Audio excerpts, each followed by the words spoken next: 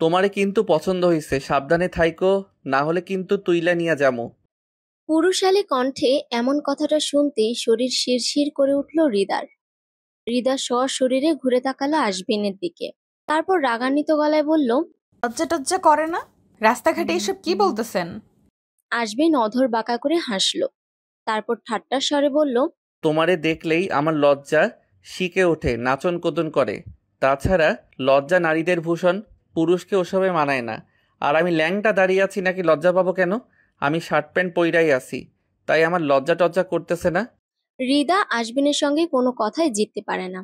লোকটা বরাবরই কথাতে পারদর্শী। আশবিনের কথায় বিরক্ত হয় হৃদা। বিরক্তিতে ভ্রু কুঁচকে গেল তার। এই পথ দিয়ে হৃদা কলেজ থেকে বাড়ি যায়, আর আশবিন এই পথে তার জন্য রোজ দাঁড়িয়ে থাকে। তারপর হৃদাকে আসতে দেখলে সে অদ্ভুত কথাবার্তা বলে মনে ইচ্ছা মতো তাকে বিরক্ত করে। হৃদার পাশে ওর বন্ধু ইলমা দাঁড়িয়ে আছে। ইলমা আশবিনকে ভয় পায় প্রচুর। ইলমা আশবিনকে ভয় পায় প্রচুর। আশবিন বখাটে ছেলে, ঝগড়াঝাটি আর মারামারি তার জন্য পানি ভাত। সিনিয়র বলে ভার্সিটিতেও তার বিশাল দাপট। ইলমা হৃদার কানে কানে ফিসফিস করে বলল, ওর সাথে কথা বাড়াইস না দোস্ত, চল চলে যাই। আশবিন সেটা দেখে মৃদু হাসল। ইলমাকে জিজ্ঞেস করলো, কি কুবুদ্ধি দিচ্ছ শালিকা? ইলমা ঘাবড়ে গিয়ে ডানে বামে মাথা নেড়ে বলল, কিছু না ভাইয়া। আশবিন হাসিমুখী মেরুদণ্ড টান টান করে দাঁড়ালো। তখন ঠিক দুপুর, সূর্যটা মাথার উপরে। প্রচন্ড রোদ আর গরমে অতিষ্ঠ হয়ে গেছে হৃদা। আশবিনের ঠোঁটকাটা স্বভাবটা বরাবরই অপছন্দ হৃদার। আশবিনের সঙ্গে হৃদার আজ ঝগড়া করার নিয়ত থাকলেও শরীর সঙ্গ দিচ্ছে না তার। শরীরটা ক্লান্ত লাগছে ভীষণ। হৃদা ঘাড় ঘুরিয়ে ইলমার দিকে তাকালে তপ্ত শ্বাস ফেলে তার কথাটাই মেনে নিল। এখন বাড়ি যাবে, তাই হাঁটতে লাগলো। আশবিন হাসি মুখে প্যান্টের পকেটে দুহাত গুজে হৃদার পিছু পিছু হাঁটতে লাগলো। হৃদা ভারী শ্বাস ফেললো। পায়ের শব্দ শুনে বোঝার বাকি রইল না যে আশবিন তার পিছু করছে। হৃদা হঠাৎ ইলমার হাতটা ধরে দ্রুত হাঁটতে লাগলো। এক প্রকার দৌড়ে গিয়ে পিচ ঢালা রাস্তায় উঠল সে। আশবিন দারুণ মজা পেয়েছে। মিটমিট করে হেসে উচ্চ গলায় বলল, শোনো মেয়ে, তুমি যেখানেই যাও না কেন আমি তোমার পিছু নেব। হৃদা রিকশায় উঠল। ঠিকঠাক মতো বসে তারপর তীক্ষ্ণ চোখে তাকালো আশবিনের দিকে। নরম ঠোঁট দুটো নেড়ে ইচ্ছা মতো বকাঝকা করলো মানুষটাকে। আশবিন মাথায় হাত বুলিয়ে ইমাজিন করতে লাগলো রিকশায় উঠে হৃদা তাকে কোন বকাটা দিতে পারে। নরম তুলতুলে ঠোঁটের বকা শুনতে দারুণ মজা লাগবে। ভাবতেই কুটিল হাসলো আশবিন। আশবিন তার প্যান্টের পকেট হাতড়ে সিগারেটের প্যাকেট বের করলো। ওতে একটা সিগারেটই আছে। শার্টের পকেট থেকে গ্যাস লাইট বের করলো। সিগারেটটা দুই ঠোঁটের মাঝখানে রেখে আগুন জ্বালিয়ে একটা লম্বা টান দিল। তন্মধ্যেই রাস্তার পাশের টং দোকান থেকে বেরিয়ে এলো নিশান। নিশান শুকনো গলায় বলল, তুই ওরে এত বিরক্ত করিস কেন? ওই তোরে পাত্তাই দেয় না। আশবিন হেসে ফেলল, বলল, মজা লাগে। নিশান প্রলম্বিত শ্বাস ছেড়ে বলল, তুই তো শালা খাঁটি প্রেমিক না। খাঁটি প্রেমিক হইতে হইলে শার্টের পকেটে ফুল রাখতে হইব, আর তোর শার্টের পকেটে তো থাকে শুধু গ্যাস লাইট আর সিগারেট। আশবিন বলল, এই গ্যাস লাইট রাখা বুকটাকে একদিন ওই অষ্টাদশী জড়িয়ে ধরবে। নিশান বিরক্ত গলায় বলল, তোর স্বপ্নে ওই মাইয়া তোর পছন্দ করে না। ওর কলেজে ঢু মাইরে দেখিস, ওর পেছনের ছেলেদের কত বড় লাইন লাইগা লাইগা থাকে। আশবিন গা ছাড়া ভাবটা বজায় রেখে বলল, মেয়ে মানুষ হচ্ছে মৌচাকের মতো, ওদের চারপাশে মৌমাছি ভন ভন করবেই। আর ওই মৌমাছি তাড়ানোর জন্য আমি আছি, প্রত্যেকটার পেছনে আগুন জ্বালিয়ে দিব। আশবিনের কথা শুনে ভ্রু কুঁচকে গেল নিশানের। নিশান কর্কশ গলায় বলল, আর মেম্বার তোর পেছন জ্বালাইব। মেম্বার যদি জানতে পারে তুই ওর মাইয়ার পেছনে লাগছস, তোকে 14 শিকের ভাত খাওয়াইব। আশবিন সিগারেটে টান দিল, তারপর ধোঁয়া উড়াতে উড়াতে বলল, ওই শালা ভণ্ড আমার কিচ্ছুই করতে পারবে না, সারা জীবন শুধু ভণ্ডামি করছে। নিশান পলক ঝাপটে আশবিনের দিকে তাকিয়ে বেশ জোরে জোরে জিজ্ঞেস করলো, হবু শ্বশুরের শালা তাও ভণ্ডকোষ? তোর তো দারুণ সাহস। আশবিন সশব্দে হেসে উঠল। ওর হাতের সিগারেটটা তখনই শেষ হয়ে আসছে। সিগারেটের নিচের অংশটুকু ফুটপাতের কিনারায় ছুঁড়ে ফেলল আশবিন। তারপর প্যান্টের পকেটে হাত গুজে যেতে যেতে বলল, শালা হিটলার, আমি তো ওরে মানুষ বলেই মনে করি না। শালা একবার ভণ্ড, টাকা খাইয়া উল্টা বিচার করে। নিশাল অবশ কণ্ঠে জিজ্ঞেস করলো, তোর কি মনে হয় মেম্বার তার একমাত্র মাইয়ারে তোর মতন বকাইটের হাতে তুইলা দিব? আশবিন নিশানের দিকে তাকিয়ে তড়িঘড়ি করে বলে উঠল, দিতে হবে কেন? নিজের মনে কইরা নিয়া নিমু। নিশান নির্বাক। আশবিন দাঁড়িয়ে গেল। তারপর ক্ষীণ কণ্ঠে বলল, ওই সুন্দরী আমার মন প্রাণ দখল কইরা নিছে। একমাত্র আল্লাহ জানেন ওরে আমি কতটা চাই। যদি ওরে নিজের কইরা পাই তাহলে আমার পৃথিবীর সব পাওয়া হইয়া যাইব। নিশান বলল, তুই তো দেখছি পাক্কা প্রেমিক হইয়া গেছস। মেম্বারের মাইয়ার প্রেমে হাবুডুবু খাইতেছস। আশবিন নিশ্চুপ। নিশান আবারও বলল, একটা কথা ক বন্ধু, মেম্বারের বাসার সামনে তো তোর বাসা, তারপরও তুই চারুলতারে দেখার লাইগা এত দূরে আইসা দাঁড়ায় থাকস কেন? আশবিনের চোখ মুখ শান্ত। নিশানের দিকে তাকিয়ে অকপটে বলল, তুই তো একটু আগে বললি মেম্বার যদি জানে আমি ওর মাইয়ার পেছনে ঘুরি তাহলে আমারে জেলের ভাত খাওয়াইব। তাই তো ঝুঁকি নেই না, বাসা থেকে এত দূরে দেখা করি। এখন ওই ভণ্ড যদি জানতে পারে আমি ওর বাড়ির সামনেই ওর মাইয়ার সাথে ফ্লার্ট করতেছি তাহলে ও কি আমারে ধরে চুমু খাবে? নিশান বলল, বুঝলাম, কিন্তু বন্ধু, তোর প্রেয়সীর মনে আগে থেকেই একজন এক্কা দোক্কা খেলতেছে। ওই মনে তোর চান্স একদমই নেই। আশবিন চোখে বিস্ময় মুখে রাগ নিয়ে জিজ্ঞেস করলো। কে এসে? কার এত কলিজা? নিশান হাতের ইশারায় একটা রিকশা থামালো। তারপর দুজনে উঠে বসলো রিকশায়। আশবিন তখনও প্রশ্নের উত্তরের আশায় নিশানের দিকে তাকিয়ে আছে। নিশান গুনগুনিয়ে বলল, তোর সুন্দরী কলেজের এক পোলার ওপরে ক্রাশ খেয়েছে। সারাক্ষণ দুইজন একে অপরের দিকে তাকাইয়া মিটিমিটি হাসাহাসি করে, আবার হাত তুলে হাই হ্যালো করে। রাগ ও ক্ষোভে আশবিনের চোয়াল শক্ত হয়ে গেল। আশবিন শক্ত কণ্ঠে জিজ্ঞেস করলো। ওই শালার বাচ্চাটাকে কোথায় পাবো বল? নিশান সোজা হয়ে বসলো। বলল, লিটনের মাঠে, আজকে ওদের মাঠে খেলা আছে। আশবিন রাগে কাঁপছে। রিকশাওয়ালাকে বলল, মামা, রিকশা ঘুরাও, লিটনের মাঠে নিয়ে চলো। রিকশাওয়ালা মাথা নাড়ল। বলল, আচ্ছা বাবা। আশবিনের মাথা ঠান্ডা করার জন্য এই সময় একটা সিগারেটের প্রয়োজন। নিশানের উদ্দেশ্যে বলল। সিগারেট দে। নিশান তার পকেটে খুঁজেও একটা সিগারেট পেল না। নিচু গলায় বলল। নাই।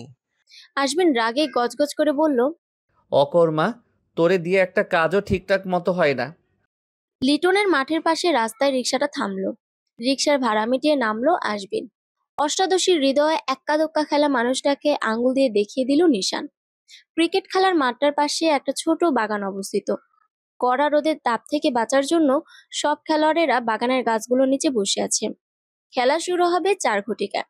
এখনো অনেক সময় পড়ে আছে। দুটো দল পাশাপাশি বসে নিজেদের মধ্যে আলোচনা করছে। জাহিদ কথা বলতে বলতে উঠে দাঁড়ালো। আর তখনই আশবিন এলো। আচমকা জাহিদকে ধরেই মারতে শুরু করলো আশবিন। ঘটনাটি এত তাড়াতাড়ি ঘটে গেল যে উপস্থিত সবাই চমকে গেছে। তাদের মনে প্রশ্ন, কি হচ্ছে? জাহিদ মাটিতে পড়ে গেল। তাকে এলো পাথারে লাথি মারতে থাকলো আশবিন। জাহিদের নাক দিয়ে রক্ত পড়তেছে। নিশান সেটা লক্ষ্য করে আশবিনকে টেনে ধরলো। আশবিন ক্ষুধার্ত বাঘের মতো গর্জন করে বলে উঠল, সুন্দরী শুধু আমার, ওর দিকে তুই নজর দিস তোর চোখ উপচে ফেলবো আমি। জিহাদ নাক চেপে ধরে। ফ্যাল করে তাকিয়ে বলল, সুন্দরীকে? আমি তো এই নামে কাউকেই চিনি না। নিশান আমতামতা করে বলল। মেম্বারের মায়া রিদা। জিহাদ আশবিনের দিকে তাকিয়ে কাতর স্বরে বলল, সোজাসুজি বললেই হতো, আমি ওর থেকে 100 হাত দূরে থাকতাম। এইভাবে মারলি কেন ভাই? আশবিন তার ঠোঁট কামড়ে ধরল। জিহাদের কথা শুনে তার রাগ নিমিষে পানি হয়ে গেছে। হাসিটা কোনো রকমে চেপে গিয়ে তর্জনী দিয়ে নাক চুলকাতে লাগলো আশবিন। তারপর প্যান্টের পকেট থেকে টাকার একটা নোট বের করে জাহিদের হাতে গুজে দিয়ে বলল, সরি ভাই, এটা নে, ডাক্তার দেখাইস। জাহিদ হাতের মুঠোয় তাকিয়ে দেখলো কটকটি আমলের পুরানো 50 টাকার একটি নোট, তাও কিঞ্চিত ছেঁড়া। জাহিদ বিরক্ত হয়ে কাট কাট গলায় বলল, মিয়া, 50 টাকায় ডাক্তার কেমনে দেখামু? জিহাদ টাকাটা মাটিতে ছুঁড়ে ফেলল। আশবিন ঠোঁট উল্টিয়ে ফেলল। আস্তে ধীরে হাঁটু গেড়ে বসে টাকাটা তুলে আবারও পকেটে গুজে রাখলো। তারপর মুখ ভেঙচি কেটে বলল, নিলে নে, না নিলে নাই। আমি আবার একবারের বেশি কাউকে সাধি না। কোচ রাগান্বিত গলায় ধমকে বললেন, এই ছেলে, তুমি ওকে আহত করেছো, এখন তুমি ওকে ফার্মেসিতে নিয়ে গিয়ে চিকিৎসা করিয়ে আনবা। খামোখা তোমার জন্য আমার একটা খেলোয়াড় কম পড়ে গেল। আশবিন ঠোঁট কামড়ে ধরে কিং কর্তব্য বিমূঢ় দাঁড়িয়ে আছে। অপরাধ বোধটা কাজ করছে তার।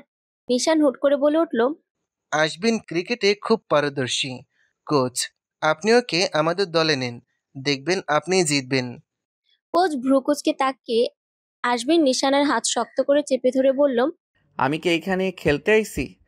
নিশান ফিসফিস করে বলল, খাট কাঁপানোর চিন্তায় মাঠ কাঁপাবি। নিজের এলাকার খেলা, অন্য এলাকার সাথে হারলে আমাদের এলাকার নামই বদনাম হইব। এলাকার মান সম্মান বাঁচাইতে খেলতে তো দোষ নাই। জাহিদের হয়ে খেলতে হবে আশবিনকে। একদিকে খেলা আর অন্যদিকে জিহাদকে ফার্মেসিতে নিয়ে আসার দায়িত্ব দুটোই আশবিনের কাঁধে পড়লো। ফিরতে এসে নিজেই বিপদে পড়ে গেল। ফার্মেসির সামনে সোজা হয়ে দাঁড়িয়ে আছে আশবিন। জিহাদকে ডাক্তার দেখছেন, হাতে ব্যান্ডেজ করতে হয়েছে। তাদের এখন বিল দিতে হবে। জিহাদের কাছে টাকা নেই। ও মাথা ঘুরিয়ে আশবিনের দিকে তাকালো। আশবিন চোখ দুটো ছোট ছোট করে খোঁচা দিয়ে বলল, সেই তো আমার টাকাই নেওয়া লাগতেছে।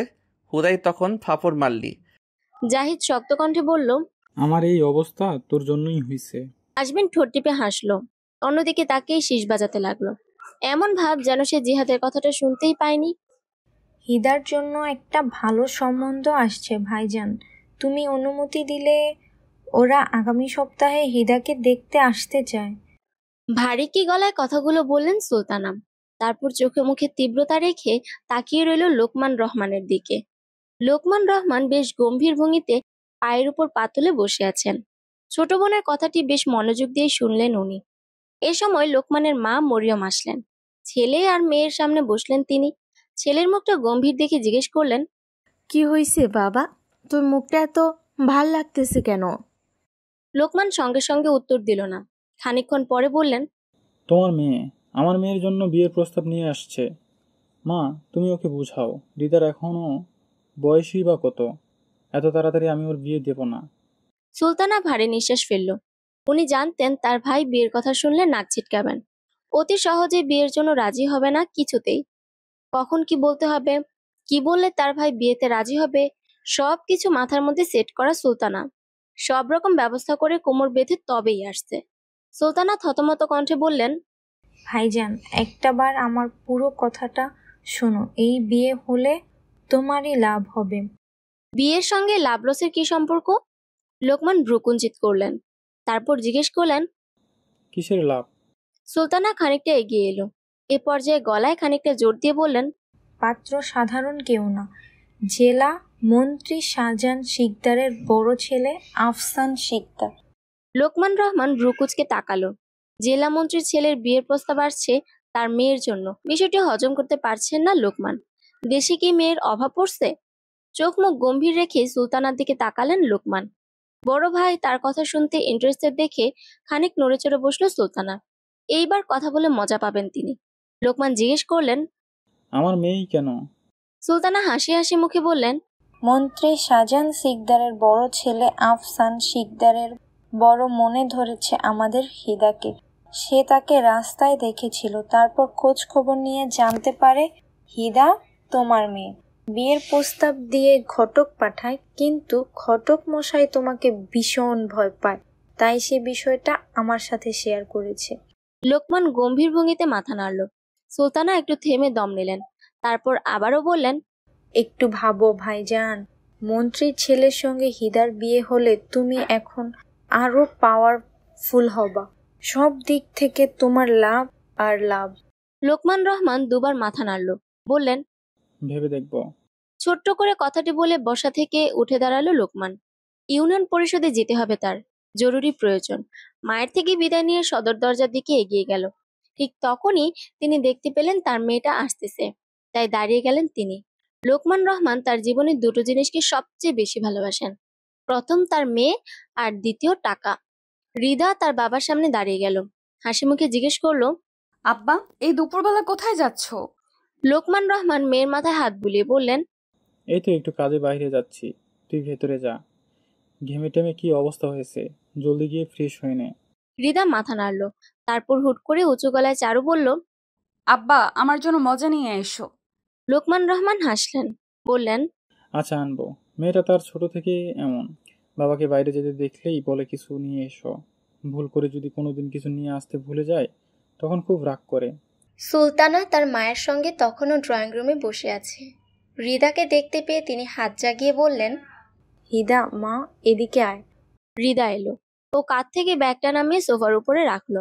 ফুফুর দিকে তাকিয়ে জিজ্ঞেস করলো, কি বলবা ফুপু?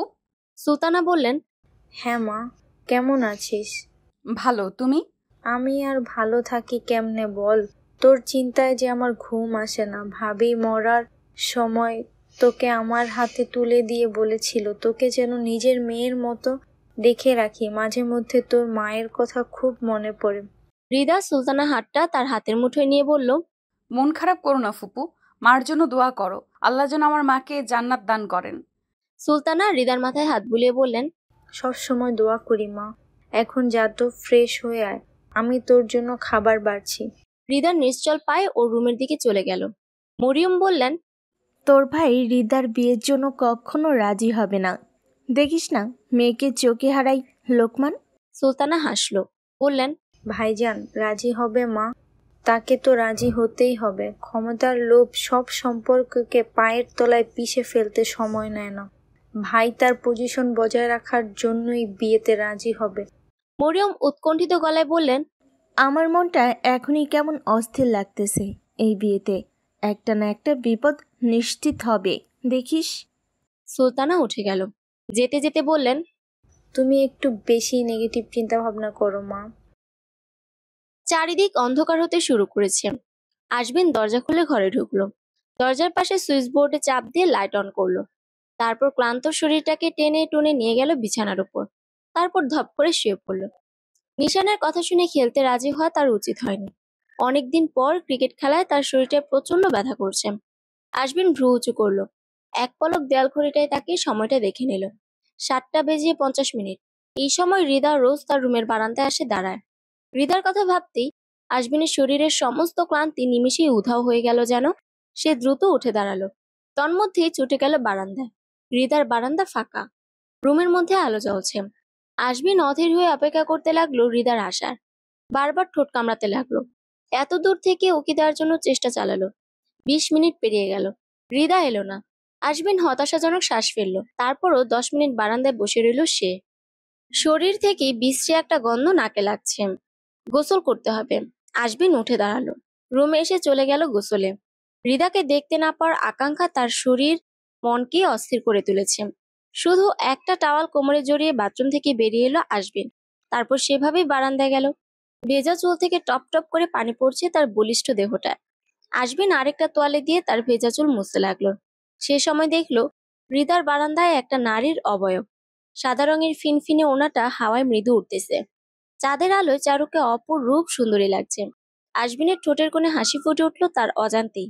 সে হাসতে লাগলো গাল ভরে। আশবিন বিড়বিড় করে বলল, পূর্ণিমার চাঁদের মতো উজ্জ্বল মায়াবিনী, আমার মনের রানী। বারান্দার চেয়ারটায় বসলো আশবিন। চেয়ারের পাশে ছোট টি টেবিলের উপরে রাখা সিগারেটের প্যাকেটটা থেকে একটা সিগারেট বের করলো আশবিন। তারপর দুই ঠোঁটের মাঝে রেখে ধরালো সিগারেটটা। হৃদা আকাশের দিকে তাকিয়ে আছে। আকাশে তারা তেমন নেই, তবুও সেদিকে তাকিয়ে আছে হৃদা। চাঁদের সবচেয়ে কাছের তারার দিকে একদৃষ্টিতে অনেকক্ষণ তাকিয়ে রইল চারু। চারু ছোট থেকে ভাবতো চাঁদের পাশের তারাটা ওর মা। ছোটবেলায় ওর মা ওকে ছেড়ে গিয়ে আকাশের তারা হয়ে গেছে। বাংলা সিনেমায় দেখেছিল একবার নায়িকার মা মারা যায়, তারপর তার বাবা তাকে বলে ওর মা আকাশের তারা হয়ে গেছে। সেই থেকে তারাকে তার মা ভাবা শুরু হয়। তারপর রাত হলে মায়ের সঙ্গে ভালো মন্দ সব কথা বলে মন হালকা করতো হৃদা। ধীরে ধীরে যখন বড় হতে শুরু করলো তখন বুঝলো মানুষ মারা গিয়ে কখনোই আকাশের তারা হয়ে যায় না। এটা নিছক গল্প, সত্যতা নেই বিন্দু মাত্র। তখন থেকে শুধু দুটি চোখ দিয়ে তারাটাকে দেখে মুখ ফুটে মনের কথা কিছুই বলে না। হৃদার চোখ ছলছল করছে। সে তার মাকে কখনো দেখেনি, আজ খুব দেখতে ইচ্ছা করছে। কেন করছে জানা নেই তার। হৃদা আকাশের দিক থেকে চোখ নামিয়ে আশবিনের বারান্দার দিকে তাকালো। ঘন অন্ধকারের মধ্যে সিগারেট জ্বলার আগুনটুকু দেখতে পেল হৃদা। আশবিন ওখানে বসে সিগারেট ফুঁকছে, বুঝতে বাকি রইল না। হৃদা বিড়বিড় করে বলল, গাধা, কত সুন্দর ঠোঁটকে সিগারেট খেয়ে খেয়ে কাইল্লা বানিয়ে ফেলছো। আশবিন হঠাৎ উচ্চকিত কণ্ঠে বলল, ঠোঁট সুন্দর হোক বা কালো, তোমারই তো। হৃদা ভ্রু কুঁচকে ফেলল। এত দূর থেকে আশবিন তার কথা শুনলো কিভাবে? নাকি আন্দাজে টোপ দিয়েছে? মানুষটার মতিগতি কিছুই বুঝতে পারে না হৃদা। আশবিন বলল, সুন্দরী, তোমার লাইগা মনটা আমার আনচান আনচান করে। একা ঘরে তোমারে ছাড়া থাকতে কষ্ট হয় খুব। আমি কিন্তু আব্বাকে সব বলে দিব। হৃদা রাগান্বিত গলায় বলল। আশবিন ঠাট্টার স্বরে বলল, তোমার মেম্বার বাপে আমার কিছুই করতে পারবে না। যদি সত্যি কিছু করতে পারতো তাহলে অনেক আগেই করতো। হৃদা দাঁত কিরমির করে রুমে চলে গেল। আশবিন লম্বা হয়ে বসলো। মাথার পেছনে দুহাত রেখে আকাশের দিকে তাকিয়ে দুবার সিটি বাজিয়ে হঠাৎ বলল, সুন্দরী, তোমাকে জয় আমি করবই। তোমার আমার গলাতেই ঝুলতে হবে। সকাল অনেক হয়েছে। ঘড়িতে তখন 8টা বাজে। হৃদা ওর বাবার আগেই নাস্তা শেষ করে বাড়ি থেকে বেরিয়ে গেল। বাড়ির মূল ফটকের সামনে আসতেই সিকিউরিটি গার্ড মৃদু গলায় বললেন, শুভ সকাল রিদামা। হৃদা গেট দিয়ে বের হতে হতে বলল। গুড মর্নিং চাচা। হৃদা গেটের বাইরে আসতেই দেখলো আশবিন বেরোচ্ছে। আশবিনকে দেখা মাত্র হৃদার মুখ থেকে হাসিটা বিলীন হয়ে গেল। কাট কাট গলায় জিজ্ঞেস করলো, এত সকাল সকাল কোথায় যাচ্ছেন? তোমার সাথে কলেজে যাব। হৃদা দাঁড়িয়ে গেল, জিজ্ঞেস করলো, আমার কলেজে যাবেন কেন? তোমার পিছু করব, দেখব রাস্তাঘাটে কোনো ছেলে তোমার পিছু করেছে কিনা। যে তোমাকে বিরক্ত করবে তাকে ওখানেই কেলাবো। হৃদা থমথমে গলায় বলল। যে তাকাবে তাকেই মারবেন? আশবিন কপাট রাগ দেখিয়ে বলল, আমি ছাড়া তোমার দিকে যে তাকাবে তাকেই মারবো। প্রয়োজন হলে শালাকে বস্তায় ভরে বুড়িগঙ্গায় ফেলে আসবো। হৃদা ছোট্ট করে বলল, এত সহজ মারপিট করা? আমার জন্য সবই সহজ। হৃদা মাথা নাড়ল, বলল, হুম, সব না। আশবিন ভ্রুযুগল কুচকে হৃদার দিকে তাকিয়ে গম্ভীর গলায় বলল, সব না কেন? আমার আব্বা আপনার সাথে আমার বিয়ে কিছুতেই দিবেন না। আশবিন খ্যাক করে উঠল, বলল, দিবে দিবে আর আব্বাও ডাকবে। হৃদা উচ্চ গলায় বলল, জি না। আশবিন কিংকর্তব্য বিমূঢ় দাঁড়িয়ে গেল। হৃদার দিকে তাকিয়ে হড়বড় করে বলল, আমি তোমার ঘটা করে প্রপোজ করতে পারবো না, ঢাক ঢোল পিটিয়ে বিয়েও করতে পারবো না। ভালোবাসলে বলো, কাজী অফিসে যাই, ঠাস ঠুস বিয়ে করে চলে আসি। কিচ্ছা এনেই খতম। হৃদা নিশ্চুপ, কপালে 4 ভাঁজ ফেলে আশবিনের দিকে তাকিয়ে চুপ করে রইল। মানুষ এভাবেও প্রপোজ করে, জানা ছিল না তার। তবে আশবিনের অকপটে বলা কথাগুলোর মাঝে অদ্ভুত কিছু একটা আছে। মনটা ধুকপুক করছে হৃদার। ইচ্ছে করছে 2 হাতে মানুষটাকে জড়িয়ে ধরতে, কিন্তু সে তা করতে পারল না। মাথা নিচু করে হেঁটে চলে গেল। বাড়িতে পৌঁছে হৃদার মুখ লালচে হয়ে গেল। প্রচন্ড বিরক্ত হলো সে। সুলতানা পেছন থেকে হৃদাকে ধরে বললেন, ওনারা তোকে দেখতে এসেছে, সালাম দে। হৃদয় বিরক্তিটুকু সাইডে রেখে সালাম দিল। সালামের জবাব নিয়ে সোফিয়া খাতুন বললেন, মাশাল্লাহ, ভীষণ মিষ্টি দেখতে মেয়ে আপনার ভাই। এসো মা, আমার পাশে বসো। সোফিয়া খাতুন হৃদার প্রশংসাটুকু লোকমান রহমানের দিকে তাকিয়ে করলেন। তার পরের কথাগুলো হৃদার দিকে তাকিয়ে বলে তিনি হাতের ইশারায় তাকে পাশে বসতে বলল। লোকমান রহমান গ্রীবা ঘুরিয়ে মেয়ের দিকে তাকায়। সোজা সাপটা হয়ে দাঁড়ানো হৃদা বাবার দিকে অস্থির চাহনিতে তাকালো। লোকমান রহমান বললেন, মেয়েটা মাত্র কলেজ থেকে ফিরলো, ও বরং রুমে গিয়ে ফ্রেশ হয়ে আসো, কতক্ষণ আমরা গল্প করি। শাহজাহান শিকদার বললেন, আপনি ঠিকই বলছেন ভাই। রিদামা, যাও তুমি বরং ফ্রেশ হয়ে এসো, আমরা তোমার জন্য এখানে অপেক্ষা করি। হৃদা হতভম্ব। নিজের চোখকে বিশ্বাস করতে পারছে না হৃদা। ওর সামনে বসা প্রতিটি মানুষ প্রয়োজনের চেয়ে বেশি স্বাভাবিক ব্যবহার করছে। তাদের এমন আচরণে অস্বস্তি বোধ করছে হৃদা। বিষয়টি মোটেই হাওয়ায় উড়িয়ে দিতে পারছে না সে। হুট করে দেখতে আসার কি মানে? পাত্রপক্ষ দেখতে আসার খবর ওকে তো আগে ভাগে কেউ জানায়নি, আর আগে কখনো এমন হয়নি। এই প্রথম তাকে দেখতে আসলো। তার বাবা কিভাবে স্বাভাবিক আছেন? তার মধ্যে কোনো হেলদোল নেই। অথচ এই বাবাই তাকে কথা দিয়েছিল মেয়ের বিয়ে তাড়াতাড়ি দিবেন না, পড়াশোনা শেষ করিয়ে নিজের পায়ে দাঁড় করাবেন, তারপর বিয়ে শাদীর চিন্তা মাথায় আনবেন। কথাটির বিপরীত ঘটে গেল। এখন সেই বাবা পাত্রপক্ষকে ড্রয়িং রুমে বসিয়ে খাওয়াচ্ছেন। হৃদা মেঝের দিকে তাকিয়ে হাফ ছাড়ল। নিশ্চল পায়ে রুমের দিকে যেতে পা বাড়াতেই সে দেখলো একজন সুঠাম দেহের সুদর্শন পুরুষকে। ফর্সা গায়ে সাদা শার্ট ইন করে পরা, গলায় তার কালো রঙের টাই বাঁধা। শাহজাহান শিকদারি থেকে কিছুটা দূরে একা বসে আছে মানুষটা। খানিকটা ঝুঁকে পড়ে টেবিল থেকে ফ্রুটস নিয়ে খেতে খেতে একবার তাকালো সে হৃদার দিকে। পুরুষ লোকটির চোখে চোখ পড়লো তার আচমকা। সহসা গলা শুকিয়ে এলো হৃদার। লোকটার শীতল চাহানি দেখিয়ে হৃদার শ্বাসরুদ্ধ হওয়ার অবস্থা হলো যেন। আফসান শিকদার নির্ভীক ভাবলেশীন ভঙ্গিতে এক পলক তাকে দৃষ্টি সরিয়ে ফেলল। দুর্বোধ্য দৃষ্টি স্থির করলো লোকমান রহমানের উপর। আফসান দৃষ্টি সরিয়ে ফেলতেই হৃদা তটস্থ ভঙ্গিতে ধাপে ধাপে সিঁড়ি ভেঙে উপরে চলে গেল। আফসান কথা তুলল, আপনার মেয়েটাকে আমার ভালো লেগেছে, সে শান্ত আর বুদ্ধিমতী। আপনি অনুমতি দিলে আমি আগামী সপ্তাহে বিয়েটা সেরে ফেলতে চাই। আমি একটুও দেরি করতে চাচ্ছি না, যত দ্রুত করা যায় ততই ভালো হয়। লোকমান রহমান বিরস মুখে বললেন, একবার আমার মেয়েটার সঙ্গে কথা বলে দেখো, বিয়ের বিষয়ে তাড়াহু। লোকমান রহমানকে কথা শেষ করতে না দিয়ে আফসান জবাব দিল, কথা বলার জন্য বিয়ের পর অনেক সময় পাবো, এখন বিয়েটা ইম্পর্টেন্ট। আমি বিয়ে করতেছি শুনলে অনেকেই আছে বিয়ে ভাঙতে চাইবে, ঝামেলা সৃষ্টি করবে, তাই দ্রুত বিয়ে করতে চাচ্ছি। লোকমান রহমান সন্দেহের চোখে তাকিয়ে ভ্রু কুঞ্চিত করে বললেন, বিয়ে ভাঙতে চাইবি কে? বিয়ে ভেঙে কার লাভ কি? আফসান গম্ভীর। লোকমান রহমানের প্রশ্নের উত্তর সে দিল না। শাহজাহান শিকদার এইবার বললেন, ওর কথায় ভুল বুঝবেন না ভাই। আমার পরে ওই তো ভবিষ্যৎ মন্ত্রী হবে, তাই ওর পেছনে শত্রুর অভাব নেই। তাই ছেলেটা আশঙ্কা করছে শত্রুর আক্রমণ হবে, তারা বিয়ে ভাঙবে। লোকমান রহমান গাম্ভীর্যের সঙ্গে বললেন, ঠিক আছে, আমি শুক্রবারের আগে বিয়ের ব্যবস্থা করে ফেলবো। শাহজাহান শিকদার প্রফুল্ল মুখে বললেন, আলহামদুলিল্লাহ। আফনান ঠোঁট বাঁকা করে রহস্যময় হাসি দিল। হৃদা হনহনিয়ে রুমে ঢুকলো। কাঁধ থেকে ব্যাগটা নামিয়ে ছুঁড়ে ফেললো বিছানায়। তারপর বিছানার একপাশে ধপ করে বসলো। ভ্রুযুগল কুঁচকে ফেললো। নিজের চোখ দুটোকে নিজেই বিশ্বাস করতে পারছে না। এইমাত্র নিচে যে লোকটাকে বসে থাকতে সে দেখলো, ওই লোকটা কি সত্যি সত্যি ওখানে বসেছিল, নাকি ওটা ওর হ্যালুসিনেশন? হৃদা তাৎক্ষণিকভাবে ডানে বামে মাথা নাড়ল। না, ও সত্যি ওই লোকটাকেই দেখেছে। আশ্চর্য, অদ্ভুত মানুষ তো। একদিন রাস্তায় দেখা হয়েছিল, সেই সূত্র ধরে লোকটা তার বাড়ি পর্যন্ত চলে এলো, আবার সঙ্গে করে বিয়ের প্রস্তাব নিয়ে আসছে। রাগ হচ্ছে হৃদার, ভীষণ রকম রাগ, লোকটার উপর আর নিজের উপর। সেদিন কেন ও ধেয়ে ধেয়ে করে সাহায্য নিতে গেল? ওই দিন দেখা না হলে তো লোকটা এভাবে আজ বাসায়ও আসতো না। উফ! তন্মধ্যেই দরজায় টোকা পড়লো। হৃদা গ্রীবা বাম দিকে ঘুরে দরজার দিকে তাকিয়ে আটকে উঠলো। অসভ্য বদমাস লোক পিছু পিছু রুম পর্যন্ত চলে আসছে। হৃদার কুচকানো ভ্রুজোড়া দ্বিগুণ কুচকে গেল। ঠোঁটে ঠোঁট চেপে ধরে উঠে দাঁড়ালো সে, বুকের উপর দুহাত ভাঁজ করা।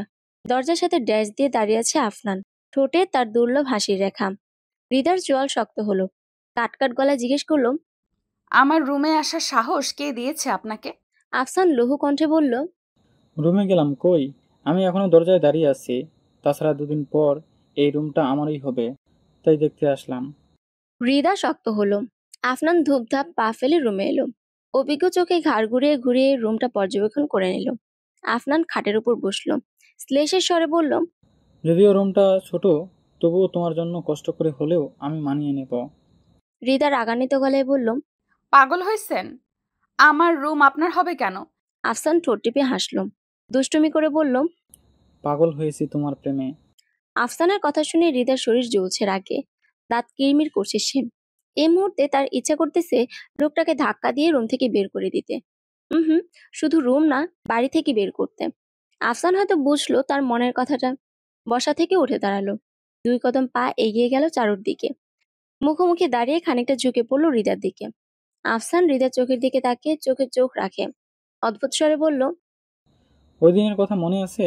তুমি বলেছিলে এই জেলার মন্ত্রী টাকাখোর, অকর্মা, টাকা হাতানোর জন্যই সে মন্ত্রী হয়েছে। আরও অনেক অনেক অপবাদ দিয়েছ। মন্ত্রী জেলার উন্নয়ন না করে নিজের পকেট গরম করছে, রাস্তাঘাট ভাঙাচোরা, কোনো উন্নতি করছে না। এখন দেখো, তোমাকে বিয়ে করতে মন্ত্রী ছেলে স্বয়ং এসেছে। বিয়ের পর দুজনে একসাথে উন্নতি দেখব। আফসান কথাগুলো শেষ করে বড় বড় পা ফেলে রুম থেকে চলে গেল। হৃদা স্তব্ধ, নির্ভীক, বাকরুদ্ধ। চোখ দুটো বড় বড় হয়ে গেছে তার। মন্ত্রীর ছেলে? শুকনো ঢোক গিল হৃদা। হৃৎপিণ্ডটা বিশ্রীভাবে লাফাচ্ছে।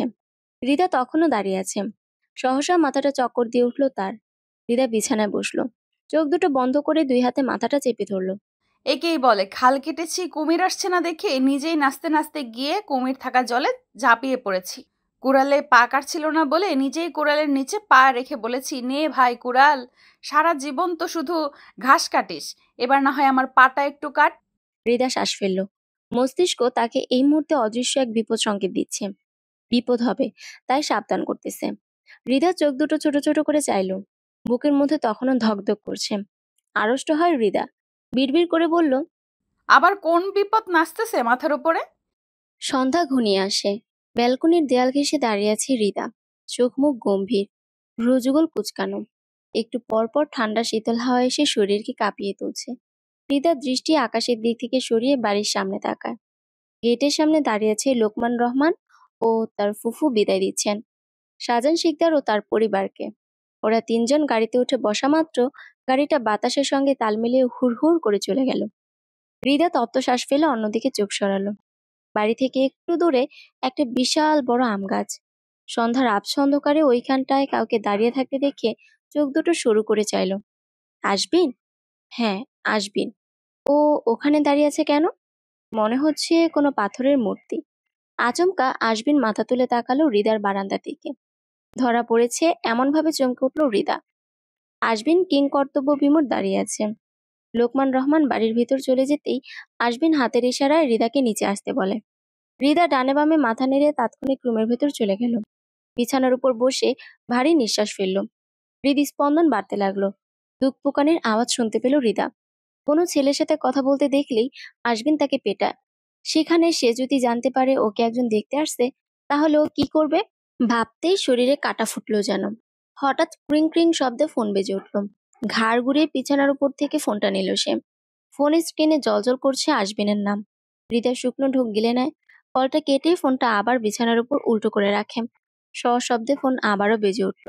হৃদা জানে সে যতক্ষণ কল রিসিভ করবে না ততক্ষণ আশবিন ওকে কল করবে। হৃদা কল রিসিভ করলো। আশবিন কিছু বলার আগে হৃদা তটস্থ ভঙ্গিতে শুধালো। কি চাই? বারবার কল দিচ্ছেন কেন? আশবিন চোয়াল শক্ত করে দাঁত কিরমির করে বলল, অনেক সাহস হয়েছে না?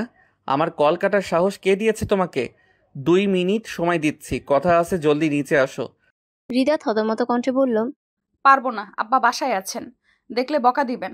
আশবিন শক্ত গলায় ধমক দিয়ে বলল, চুপচাপ নিচে আসো, আমাকে বাধ্য করো না উপরে আসতে। আমি ভয় পাই নাকি তোমার বাপকে? হৃদা কান থেকে ফোন নামিয়ে ভারী নিঃশ্বাস ফেলল। হাত বাড়িয়ে ওড়নাটা টেনে গলায় পেঁচিয়ে বাড়ির বাইরে এলো। ততক্ষণে আশবিন গেটের সামনে এসে দাঁড়িয়েছে।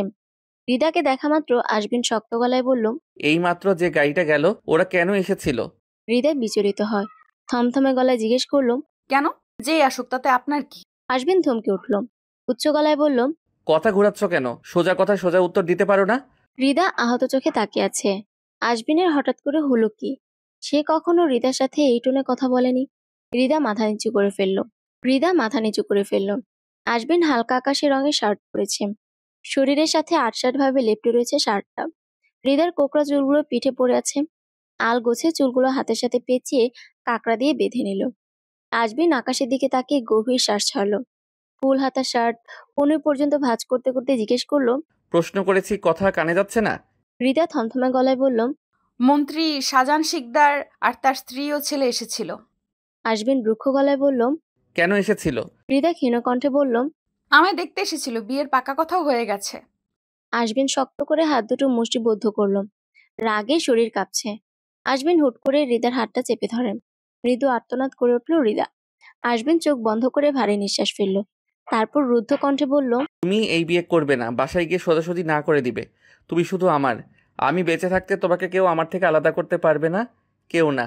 হৃদা চোখ তুলে তাকে এক পলক দেখে তৎক্ষণাৎ চোখ নামিয়ে ফেলল। বুকের ভেতর ধরাস ধরাস করছে তার। সে জানতো ওর বিয়ের খবর শুনলে আশবিন উন্মাদ হয়ে যাবে। হৃদা আশবিনের হাতটা ছেড়ে দিয়ে দ্রুত যাওয়ার জন্য পা বাড়ালো। আশবিন রাগান্বিত গলায় বলল, তোমার ভাগ্যে শুধু আমার নাম লেখা। তোমার সবটা জুড়ে আমি থাকবো, কেবল আমি। হৃদা সরল গলায় বলল, আমি ভেতরে যাই।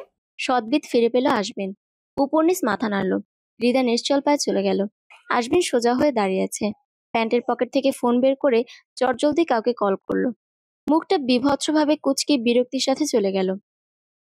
শিকদার বাড়ির চেহারাটা এক ঝটকায় বদলে গেছে। কেউ আন্দাজ করতে পারছে না কি হচ্ছে। সবার মুখের অবস্থা থমথমে। আফসানের বিয়ে ঠিক হয়েছে। খুশির খবরে সবার চেহারায় আনন্দ উল্লাস ফুটে উঠেছিল। হঠাৎ আশবিনের আগমনে সবার আনন্দটুকু গ্লানিতে পরিণত হয়েছে। সোফিয়া খাতুন থমকালেন। ভয়কাতুরে দৃষ্টিতে আশবিনের দিকে তাকিয়ে আছেন। ছেলেটার রাগ জেদ সম্পর্কে সোফিয়া জানেন। রাগের বশে কখন কি করে বসে তার ঠিক নেই। সোফিয়া নিশ্চুপ। সোফিয়া শুকনো ঢুক দিলেন। আশবিন রেগে আছে কেন? তার এখানে আসার কারণটাই বা কি? মারাত্মক প্রয়োজন না হলে শিকদার বাড়ির আশেপাশেও সে আসে না। তবে আজ কি? তথ্য জানার আগ্রহ কিছুতেই দমাতে পারছেন না সোফিয়া। শাহজাহান শিকদার কথা বলছেন না। দুই ছেলের মুখ থেকে কথা শোনার জন্য তাকিয়ে আছেন। হঠাৎ সোফিয়ার কণ্ঠ শুনে তার দিকে তাকায় শাহজাহান। সোফিয়া ভারী নিঃশ্বাস ফেলে বললেন, আশবিন কেন এসেছে? কে চায় সে?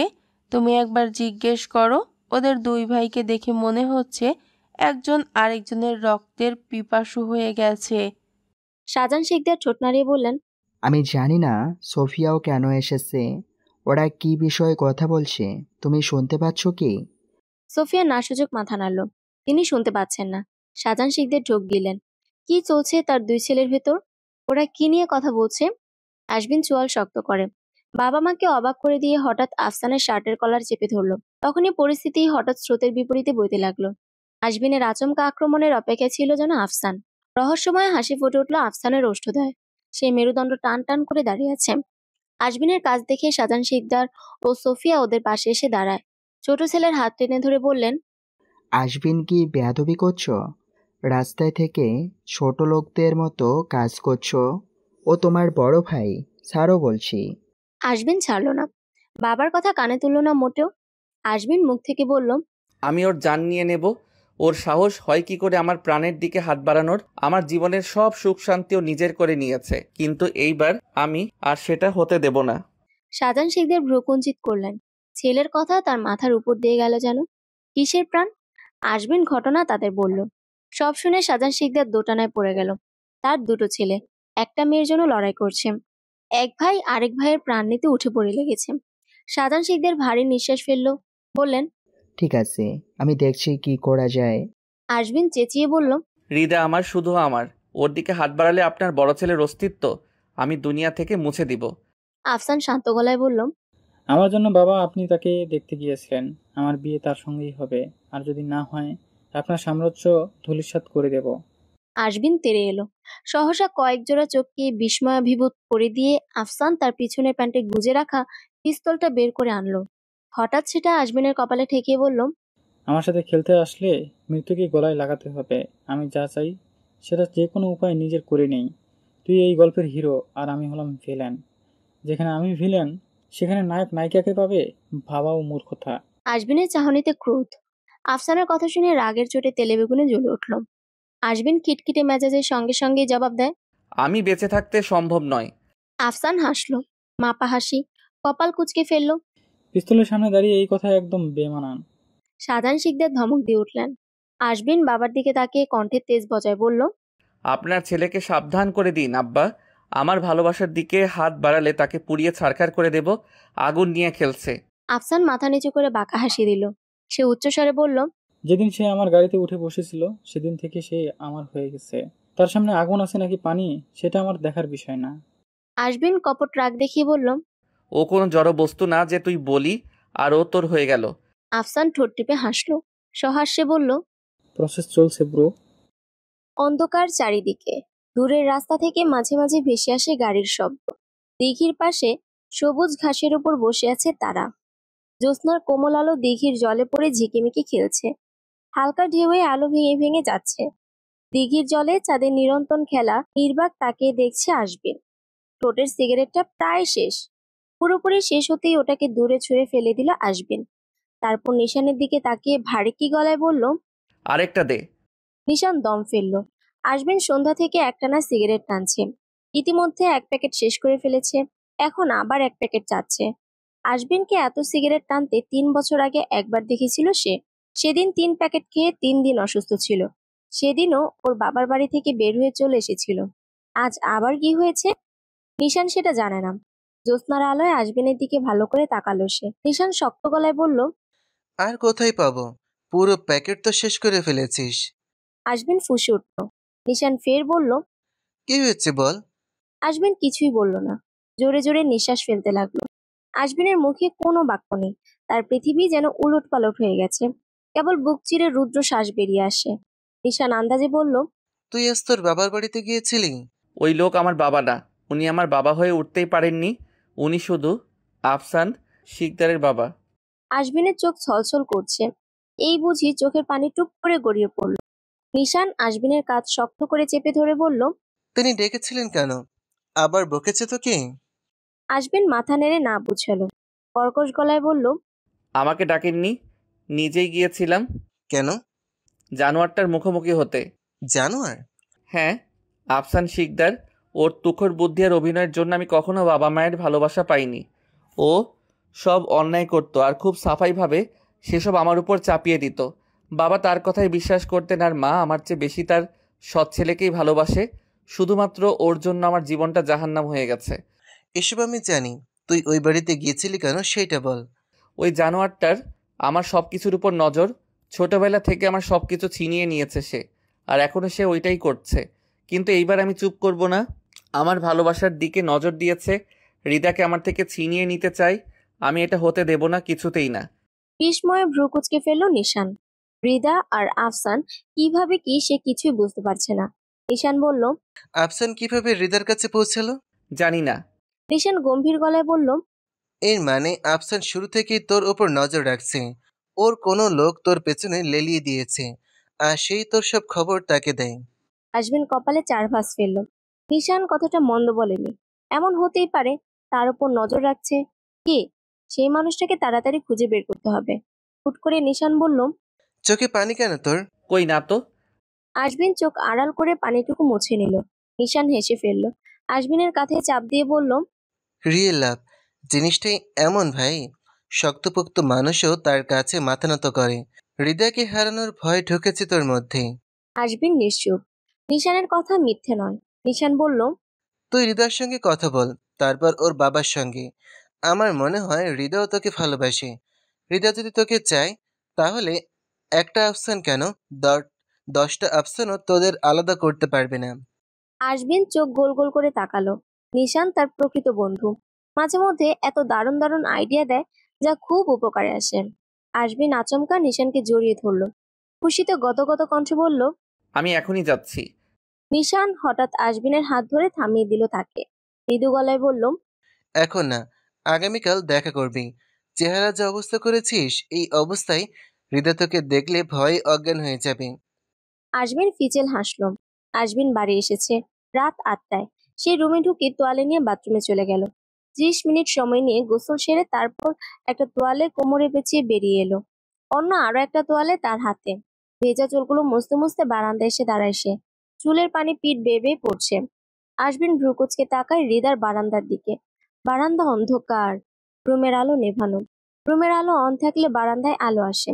আজমিন গম্ভীর শ্বাস ফেলল। হৃদা কোথায়? কি করছে এখন? এত তাড়াতাড়ি ঘুমিয়ে গেছে? আজমিন ঠোঁট কামড়ে ধরল। সে এখন হৃদার খোঁজ নেবে কিভাবে? আজমিন দ্রুত পায়ে রুমে ফিরে এলো। আলমারি থেকে শার্ট প্যান্ট বের করে বিছানার উপর রাখলো। কোমর থেকে তোয়ালে সরাতে যাবে, তখনই দেখলো তার বিড়ালটি দরজার ফাঁক দিয়ে তাকিয়ে আছে। আজমিন চোয়াল শক্ত করলো, বলল, তাকিয়ে আছিস কেন? যা ভাগ। আমার বউয়ের ভবিষ্যতের দিকে নজর দিবি না। হুশ হুশ। ঢেউ সঙ্গে সঙ্গে দরজার সামনে থেকে সরে গেল।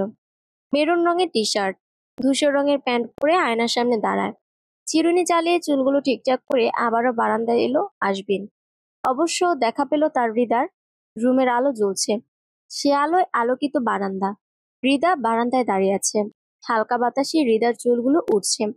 এক দৃষ্টিতে তাকিয়ে আকাশ দেখছে। আজমিন ভারী নিঃশ্বাস ফেলল। মনে হলো বুকের উপর থেকে ভারী কিছু নেমে গেছে। বুকটা হালকা লাগছে এখন। আজমিন বিমোহিত কণ্ঠে বলল, আমার হৃদয়ের রানী, আমার ভালোবাসা, আমার প্রাণ। তুমি রাতের আকাশে ঝলমলে তারা। আমি দূর হতে তোমায় দেখি, নেভাই আমার প্রাণের জ্বালা। তুমি আমার, তুমি কেবল আমার। হঠাৎ হৃদা তাকায় আজমিনের বারান্দার দিকে। আজমিনকে দেখে সে থমকে গেল। বারবার চোখের পলক ফেলল সে। আজমিন তার দিকে তাকিয়ে মৃদু হাসল। তারপর ডান হাত তুলে হাই দিল। হৃদা সঙ্গে সঙ্গে বারান্দা থেকে রুমে চলে গেল। আজমিন হতবাক হয়ে গেল। হৃদয়ের হঠাৎ পরিবর্তন তাকে ভাবিয়ে তুলল। সহসা আজমিন নিচে তাকালো। লোকমান রহমান রাত 9টা বাজে কোথা থেকে ফিরছেন। গেটের মুখে বাবাকে দেখিয়ে রুমে ঢুকে গিয়েছে হৃদা। বাঙালি মেয়েরা তাদের বাবাকে বাঘের মতো ভয় পায়। হৃদার পালিয়ে যাওয়ার অর্থ বুঝিয়ে মুচকি হাসলো সে। কিন্তু লোকমান রহমানকে দেখার পর থেকে আজমিনের মাথা ব্যথা শুরু হয়ে গেল। সে ধূপধাপ পা চালিয়ে এগিয়ে গেল রান্নাঘরে। ঝটপট কড়া করে 1 কাপ ব্ল্যাক কফি বানিয়ে ফেলল। ইজি চেয়ারে হেলান দিয়ে বসে ধীরে ধীরে দুলছেন শাহজাহান শিকদার। যেন গভীর কোনো চিন্তায় ডুবে আছেন তিনি। তার ঠিক সামনেই মুখ গম্ভীর করে খাটে বসে আছেন তার স্ত্রী সোফিয়া খাতুন। সোফিয়ার মুখখানা মলিন, চোখ বিষণ্ণ, কণ্ঠস্বর ভাঙা ভাঙা। সোফিয়া স্বামী নামক মানুষটার দিকে তাকিয়ে দীর্ঘ নিঃশ্বাস ফেলেন। বিয়ের পর থেকে এই মানুষটার সব কথা অক্ষরে অক্ষরে পালন করেছেন তিনি। 28 বছর একসাথে কাটিয়েছেন তারা। সোফিয়ার বুক ভারী হয়ে উঠল। তিনি আর চুপ করে থাকতে পারবেন না। 28 বছরে অনেক অন্যায় তিনি সহ্য করেছেন, কিন্তু আর না। সোফিয়া দীর্ঘ অপেক্ষার পর কঠিন স্বরে বললেন, আপনি আমাকে বিয়ের দিন বলেছিলেন আমাকে আপনি বিয়ে করেছেন শুধুমাত্র আপনার ছেলের দেখাশোনা করার জন্য, একটা মা লাগবে তাই। আমিও তখন আপনাকে কথা দিয়েছিলাম যত যাই হয়ে যাক আমি তার মা হয়ে দেখাবো, কখনো তুচ্ছ তাচ্ছিল্য করব না। আপনাকে দেয়া কথা আমি 28 বছর ধরে পালন করছি। আপনার বড় ছেলেকে আমার বুকে আগলে রাখছি, কখনো তার আদর যত্নের ত্রুটি রাখি নাই। তার জন্য নিজের ছেলের দিকে একবারের বেশি দুবার তাকানোর সময় পাইনি। ভুল করেছে আফসান, তবুও শাস্তি আমি আশবিনকে দিয়েছি। আর সেটি দেখে দেখে শিখে সে তার অন্যায় কাজগুলো আশবিনের কাঁধে দিয়ে দিয়েছে। আপনি সবটা জেনে বুঝেও চুপ করে থাকতেন, আমি তখনও কিছুই বলিনি। কিন্তু আজ যখন আপনার বড় ছেলে আপনারই ছোট ছেলের মাথায় পিস্তল ঠেকালো, তখনও আপনি চুপ করে থাকলেন। আপনার বুক কাঁপল না একটুও? শুধু কি আফসানই আপনার ছেলে, আশবিন কিছু না? ওর শরীরে আপনার রক্ত বইছে না? আপনি দুই নিয়ত করেছেন, একজনকে বসিয়েছেন মাথায়, আরেকজনকে পায়ের কাছেও জায়গা দেননি। আমার ছেলের কি দোষ? সে আমার গর্ভে হয়েছে এটা? আমি বলবো তার দোষ, সে আপনার ঘরে জন্ম নিয়েছে। আশবিন মিথ্যে বলতে পারে না, মিথ্যে অভিনয় করতে জানে না। দুটো মিথ্যে কথা বললে কারো মন জয় করতে পারে না, এটাই তার দোষ। শাহজাহান শিকদার, আপনি আশবিনের বাবা হতে পারেননি, আর আপনার দায়বদ্ধতায় বুঁদ হয়ে আমি আমার ছেলের মা হতে পারিনি। হাউমাউ করে কাঁদছেন সুফিয়া খাতুন। শাহজাহান শিকদার মাথা নিচু করে বসে আছেন। তার স্ত্রীর দেওয়া অপবাদগুলো একটাও মিথ্যা নয়। সত্যি তিনি আশবিনের প্রতি অনেক অন্যায় করেছেন। আফসানের মায়ায় জড়িয়ে তিনি আশবিনকে আপন ভাবতেই পারেননি। আফসানকে গুরুত্ব দিয়েছে সব সময়। তার কি চাই, কি লাগবে, সব প্রয়োজনের খোঁজ খবর রেখেছেন। মুখ ফুটে কিছু বলা মাত্রই সে সব ইচ্ছা পূরণ করেছেন। কিন্তু ছোট ছেলের প্রতি সব সময় অন্যায় করেছেন। ধমক দিয়ে ছাড়া কথাই বলেননি। এই সবকিছুর পেছনে কোথাও না কোথাও আফসান জড়িয়ে আছে। আফসান ছোট থেকেই আশবিনকে দেখতে পারতো না। মাঝে মধ্যে রেগে গিয়ে বলতো, আমার ভাই লাগবে না, ওকে মেরে ফেলো। সেটাও অনেক বছর আগের কথা। আফসান আশবিনের থেকে 3 বছরের বড়। আফসানের যখন 12 বছর বয়স, তখন আশবিনের 9 বছর চলে। তখন থেকে আফসান তার উপর দোষ চাপাতে থাকে। আফসান অন্যায় করেছে আর দোষ চাপিয়ে দিয়েছে আশবিনের উপর। আশবিন বড় ভাইকে সমীহ করত, ভয় পেত, তাই তার অন্যায় কাজ সম্পর্কে বাবাকে বলতে সাহস পেত না। আফসানের করা প্রতিটা অন্যায় শাস্তি আশবিন ভোগ করেছে। তারপর থেকে আশবিন তার বাবার মন থেকে ধীরে ধীরে উঠে গেছে। নাকি আফসান চেয়েছিল তার বাবা শুধু তাকে ভালোবাসুক, সে বাবার ভালোবাসা ভাগ করবে না, এত ষড়যন্ত্র করেছে। শাহজাহান শিকদার আর ভাবতে পারছেন না, মাথা ব্যথা করছে তার। হঠাৎ করে সবকিছু কেমন এলোমেলো হয়ে গেল। সোফিয়া গম্ভীর গলায় বললেন, আফসান জানতো আশবিন রিদাকে পছন্দ করে, ভালোবাসে। সব জেনেও সে আমাদের লোকমান রহমানের বাড়িতে নিয়ে গেছে।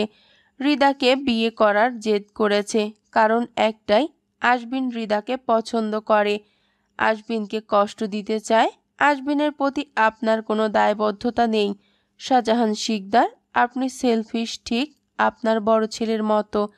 28 বছর একটানা আপনাদের সেবা করেছি, যত্ন করেছি, তার এই প্রতিদান দিচ্ছেন আপনারা আমাকে? শাহজাহান শিকদার হাঁসফাঁস করছেন, মাথা চক্কর দিয়ে উঠছে তার। যে সন্তানকে তিনি অন্ধের মতো বিশ্বাস করেছেন, সেই তার বিশ্বাস নিয়ে ছিনিমিনি খেলেছিল। সে তাকে কাঠের পুতুল বানিয়ে রেখেছিল। সূর্য মাথার উপর স্থির। রোদের তাপ বেশি না, হালকা শীতল হাওয়া বইছে। এখন দুপুরবেলা। কলেজের পাশে কফি শপের এক কোনায় আশবিন বসে আছে। হালকা নীল রঙের শার্ট পরে আছে সে। শার্টের হাতা সুন্দর করে ভাঁজ করে কনুই পর্যন্ত গুটিয়ে রেখেছে। চুলগুলো সুন্দর করে আঁচড়ানো। বেশ পরিপাটি হয়ে এসেছে সে। বসে আছে কারো জন্য, বিশেষ মানুষের অপেক্ষায়। কফি শপে সে ছাড়াও অনেকে এসেছে আড্ডা দিতে। পুরুষের তুলনায় আজ মেয়েই বেশি। অদ্ভুত স্বভাবের মেয়েগুলো। তারা আর চোখে আশবিনকে দেখছে লুকিয়ে লুকিয়ে, আবার মিটিমিটি করে হাসছে। কি আশ্চর্য, আবার কথাও বলা হচ্ছে ফিসফিস করে। দক্ষিণ দিকে একটা টেবিলে 4 জন মেয়ে বসে আছে।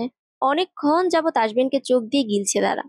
তাদের মধ্যে প্রথম জন তানজিলা বলল, ছেলেটা দারুণ। উফ, ও যদি আমার বয়ফ্রেন্ড হতো তাহলে তো আমি পাগলই হয়ে যেতাম। দ্বিতীয় জন তিথি ঈষৎ রাগী গলায় বলে উঠল, অত হ্যান্ডসাম ছেলে তোকে পাত্তা দিবে কেন? তুই তো ওর নখের যোগ্য না। তানজিলা কর্কশ গলায় হিসিয়ে বলল, বেশি বেশি বলছিস। তিথি তার কথার ধার ধরে না। তিথি তখন মাওরার হাতটা চেপে ধরে বলল, মাওরা, তুই একবার চেষ্টা কর। এখানে সবার চেয়ে তুই বেশি সুন্দরী, সেটা তোকে কিছুতেই মানা করতে পারবে না। তাছাড়া সে তো লম্বা সুঠাম দেহ, সুদর্শন, আর কি চাই? তোর সাথে দারুণ মানাবে। মাওরা লজ্জিতভাবে হাসলো। ঘাড় ঘুরিয়ে আরো একবার আশবিনকে দেখলো সে। তারপর নরম গলায় বলল, আমি ওর কাছে যাব, একটা চিরকুটে আমার নম্বর লিখে দে, তাকে দেব। তন্নি চটপট একটা কাগজে মাওরার নম্বর লিখে দেয়। মাওরা চিটকুটটা দুভাঁজ করে উঠে দাঁড়ায়। মাওরা ওয়েস্টার্ন ড্রেস পরে আছে। সে দ্রুত জামাটা ঠিক করে, তারপর গলার দিক থেকে কাপড় কাঁধ পর্যন্ত নামিয়ে হাই হিলের ঠুকঠুক শব্দ তুলে এগিয়ে গেল। মাওরা আজমিনের ঠিক পাশে দাঁড়ায়। মনে হলো সম্ভব হলে সে গিয়ে তার কোলে বসতো। মাওরা হাসি মুখে মিষ্টি কণ্ঠে বলল, hi handsome, I am Molly, and you? Azmin জবাব দিল না, সে গম্ভীর। মাওরা লম্বা শ্বাস টেনে তারপর ফেললো, কণ্ঠস্বর কোমল করে বলল, আমার দেখা সকল পুরুষের মধ্যে তুমি সবচেয়ে সুন্দর। This is for you. Maora চিরকুটটা টেবিলের উপর রেখে চলে গেল। মাওরা ওর বন্ধুদের পাশে গিয়ে বসলো। টেবিলের উপর খানিকটা ঝুঁকে মৃদুস্বরে বলল, চিরকুট দিয়েছি, এইবার শুধু কল আসার অপেক্ষা। উফ, আমি আর অপেক্ষা করতে পারছি না, অনেক এক্সাইটেড লাগছে। তিনি হঠাৎ মাওরার হাতটা চেপে ধরে বলল, আজকে কল করবে, ধৈর্য ধর, সবরি কিন্তু মেয়া ফলে। মাওরা মুচকি হেসে মাথা নাড়ল। আজমিন কাগজটার দিকে তাকায়, সঙ্গে সঙ্গে বা হাত দিয়ে কাগজটা ছুঁড়ে ফেললো নিচে। আজমিন গভীর শ্বাস ছাড়ে। টেবিলের উপরে থাকা কফি কাপ থেকে ধোঁয়া উঠছে তখনও। আজমিন ওয়েটারকে ডেকে বলল, এক্সকিউজ মি, আমি যখন বলবো তখন একটা কোল্ড কফি আর একটা ব্ল্যাক কফি দিবে। এখন এই কাপটি নিয়ে যাও। ওয়েটার মাথা কাত করে। আজমিন বিষণ্ণ চোখে দরজার দিকে তাকিয়ে, তার চোখে কেবল অপেক্ষা। ক্লাস শেষে ইভা ছুটে গেল হৃদার কাছে। হৃদা ব্যাগ গোছাচ্ছে। ইভা তার সামনের বেঞ্চে বসে ধীরে ধীরে বলল, হৃদা, আশবিন ভাইয়া খবর পাঠিয়েছে, উনি তোর জন্য কফি শপে অপেক্ষা করবেন। হৃদা ঝাঁঝালো গলায় বলল, বসে বসে অপেক্ষা করতে কে বলেছে? শুয়ে শুয়ে অপেক্ষা করুক, কারোর কোনো সমস্যা নেই। হৃদা, আশবিন ভাইয়া তোকে এখানে যেতে বলেছে। হৃদা অকপটে জবাব দিল, আমি যাব না। তুই এমন করছিস কেন? আমরা সবাই জানি আশবিন ভাইয়া তোকে অসম্ভব ভালোবাসে, তারপরেও তুই নাকি ইগনোর করছিস। ইভা হঠাৎ ইলমার হাতে খোঁচা দিয়ে বলল, তুই চুপ করে আছিস কেন? তুইও কিছু বল।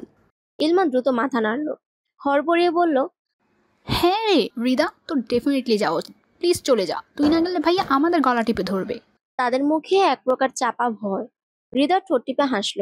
ইভা ফের বলল, ভাইয়া বলেছেন তোর সাথে খুবই গুরুত্বপূর্ণ কথা আছে। কি কথা? আমি জানি না। হৃদা মৃদুস্বরে বলল, ঠিক আছে, যাব। হৃদা এলো। আজমিনকে দেখে সে হেঁটে তার দিকে এগিয়ে গেল। আজমিনের সামনের চেয়ারটায় বসলো হৃদা। আজমিন মুচকি হাসল। হাতের ইশারা ওয়েটারকে কফি আনতে বলল।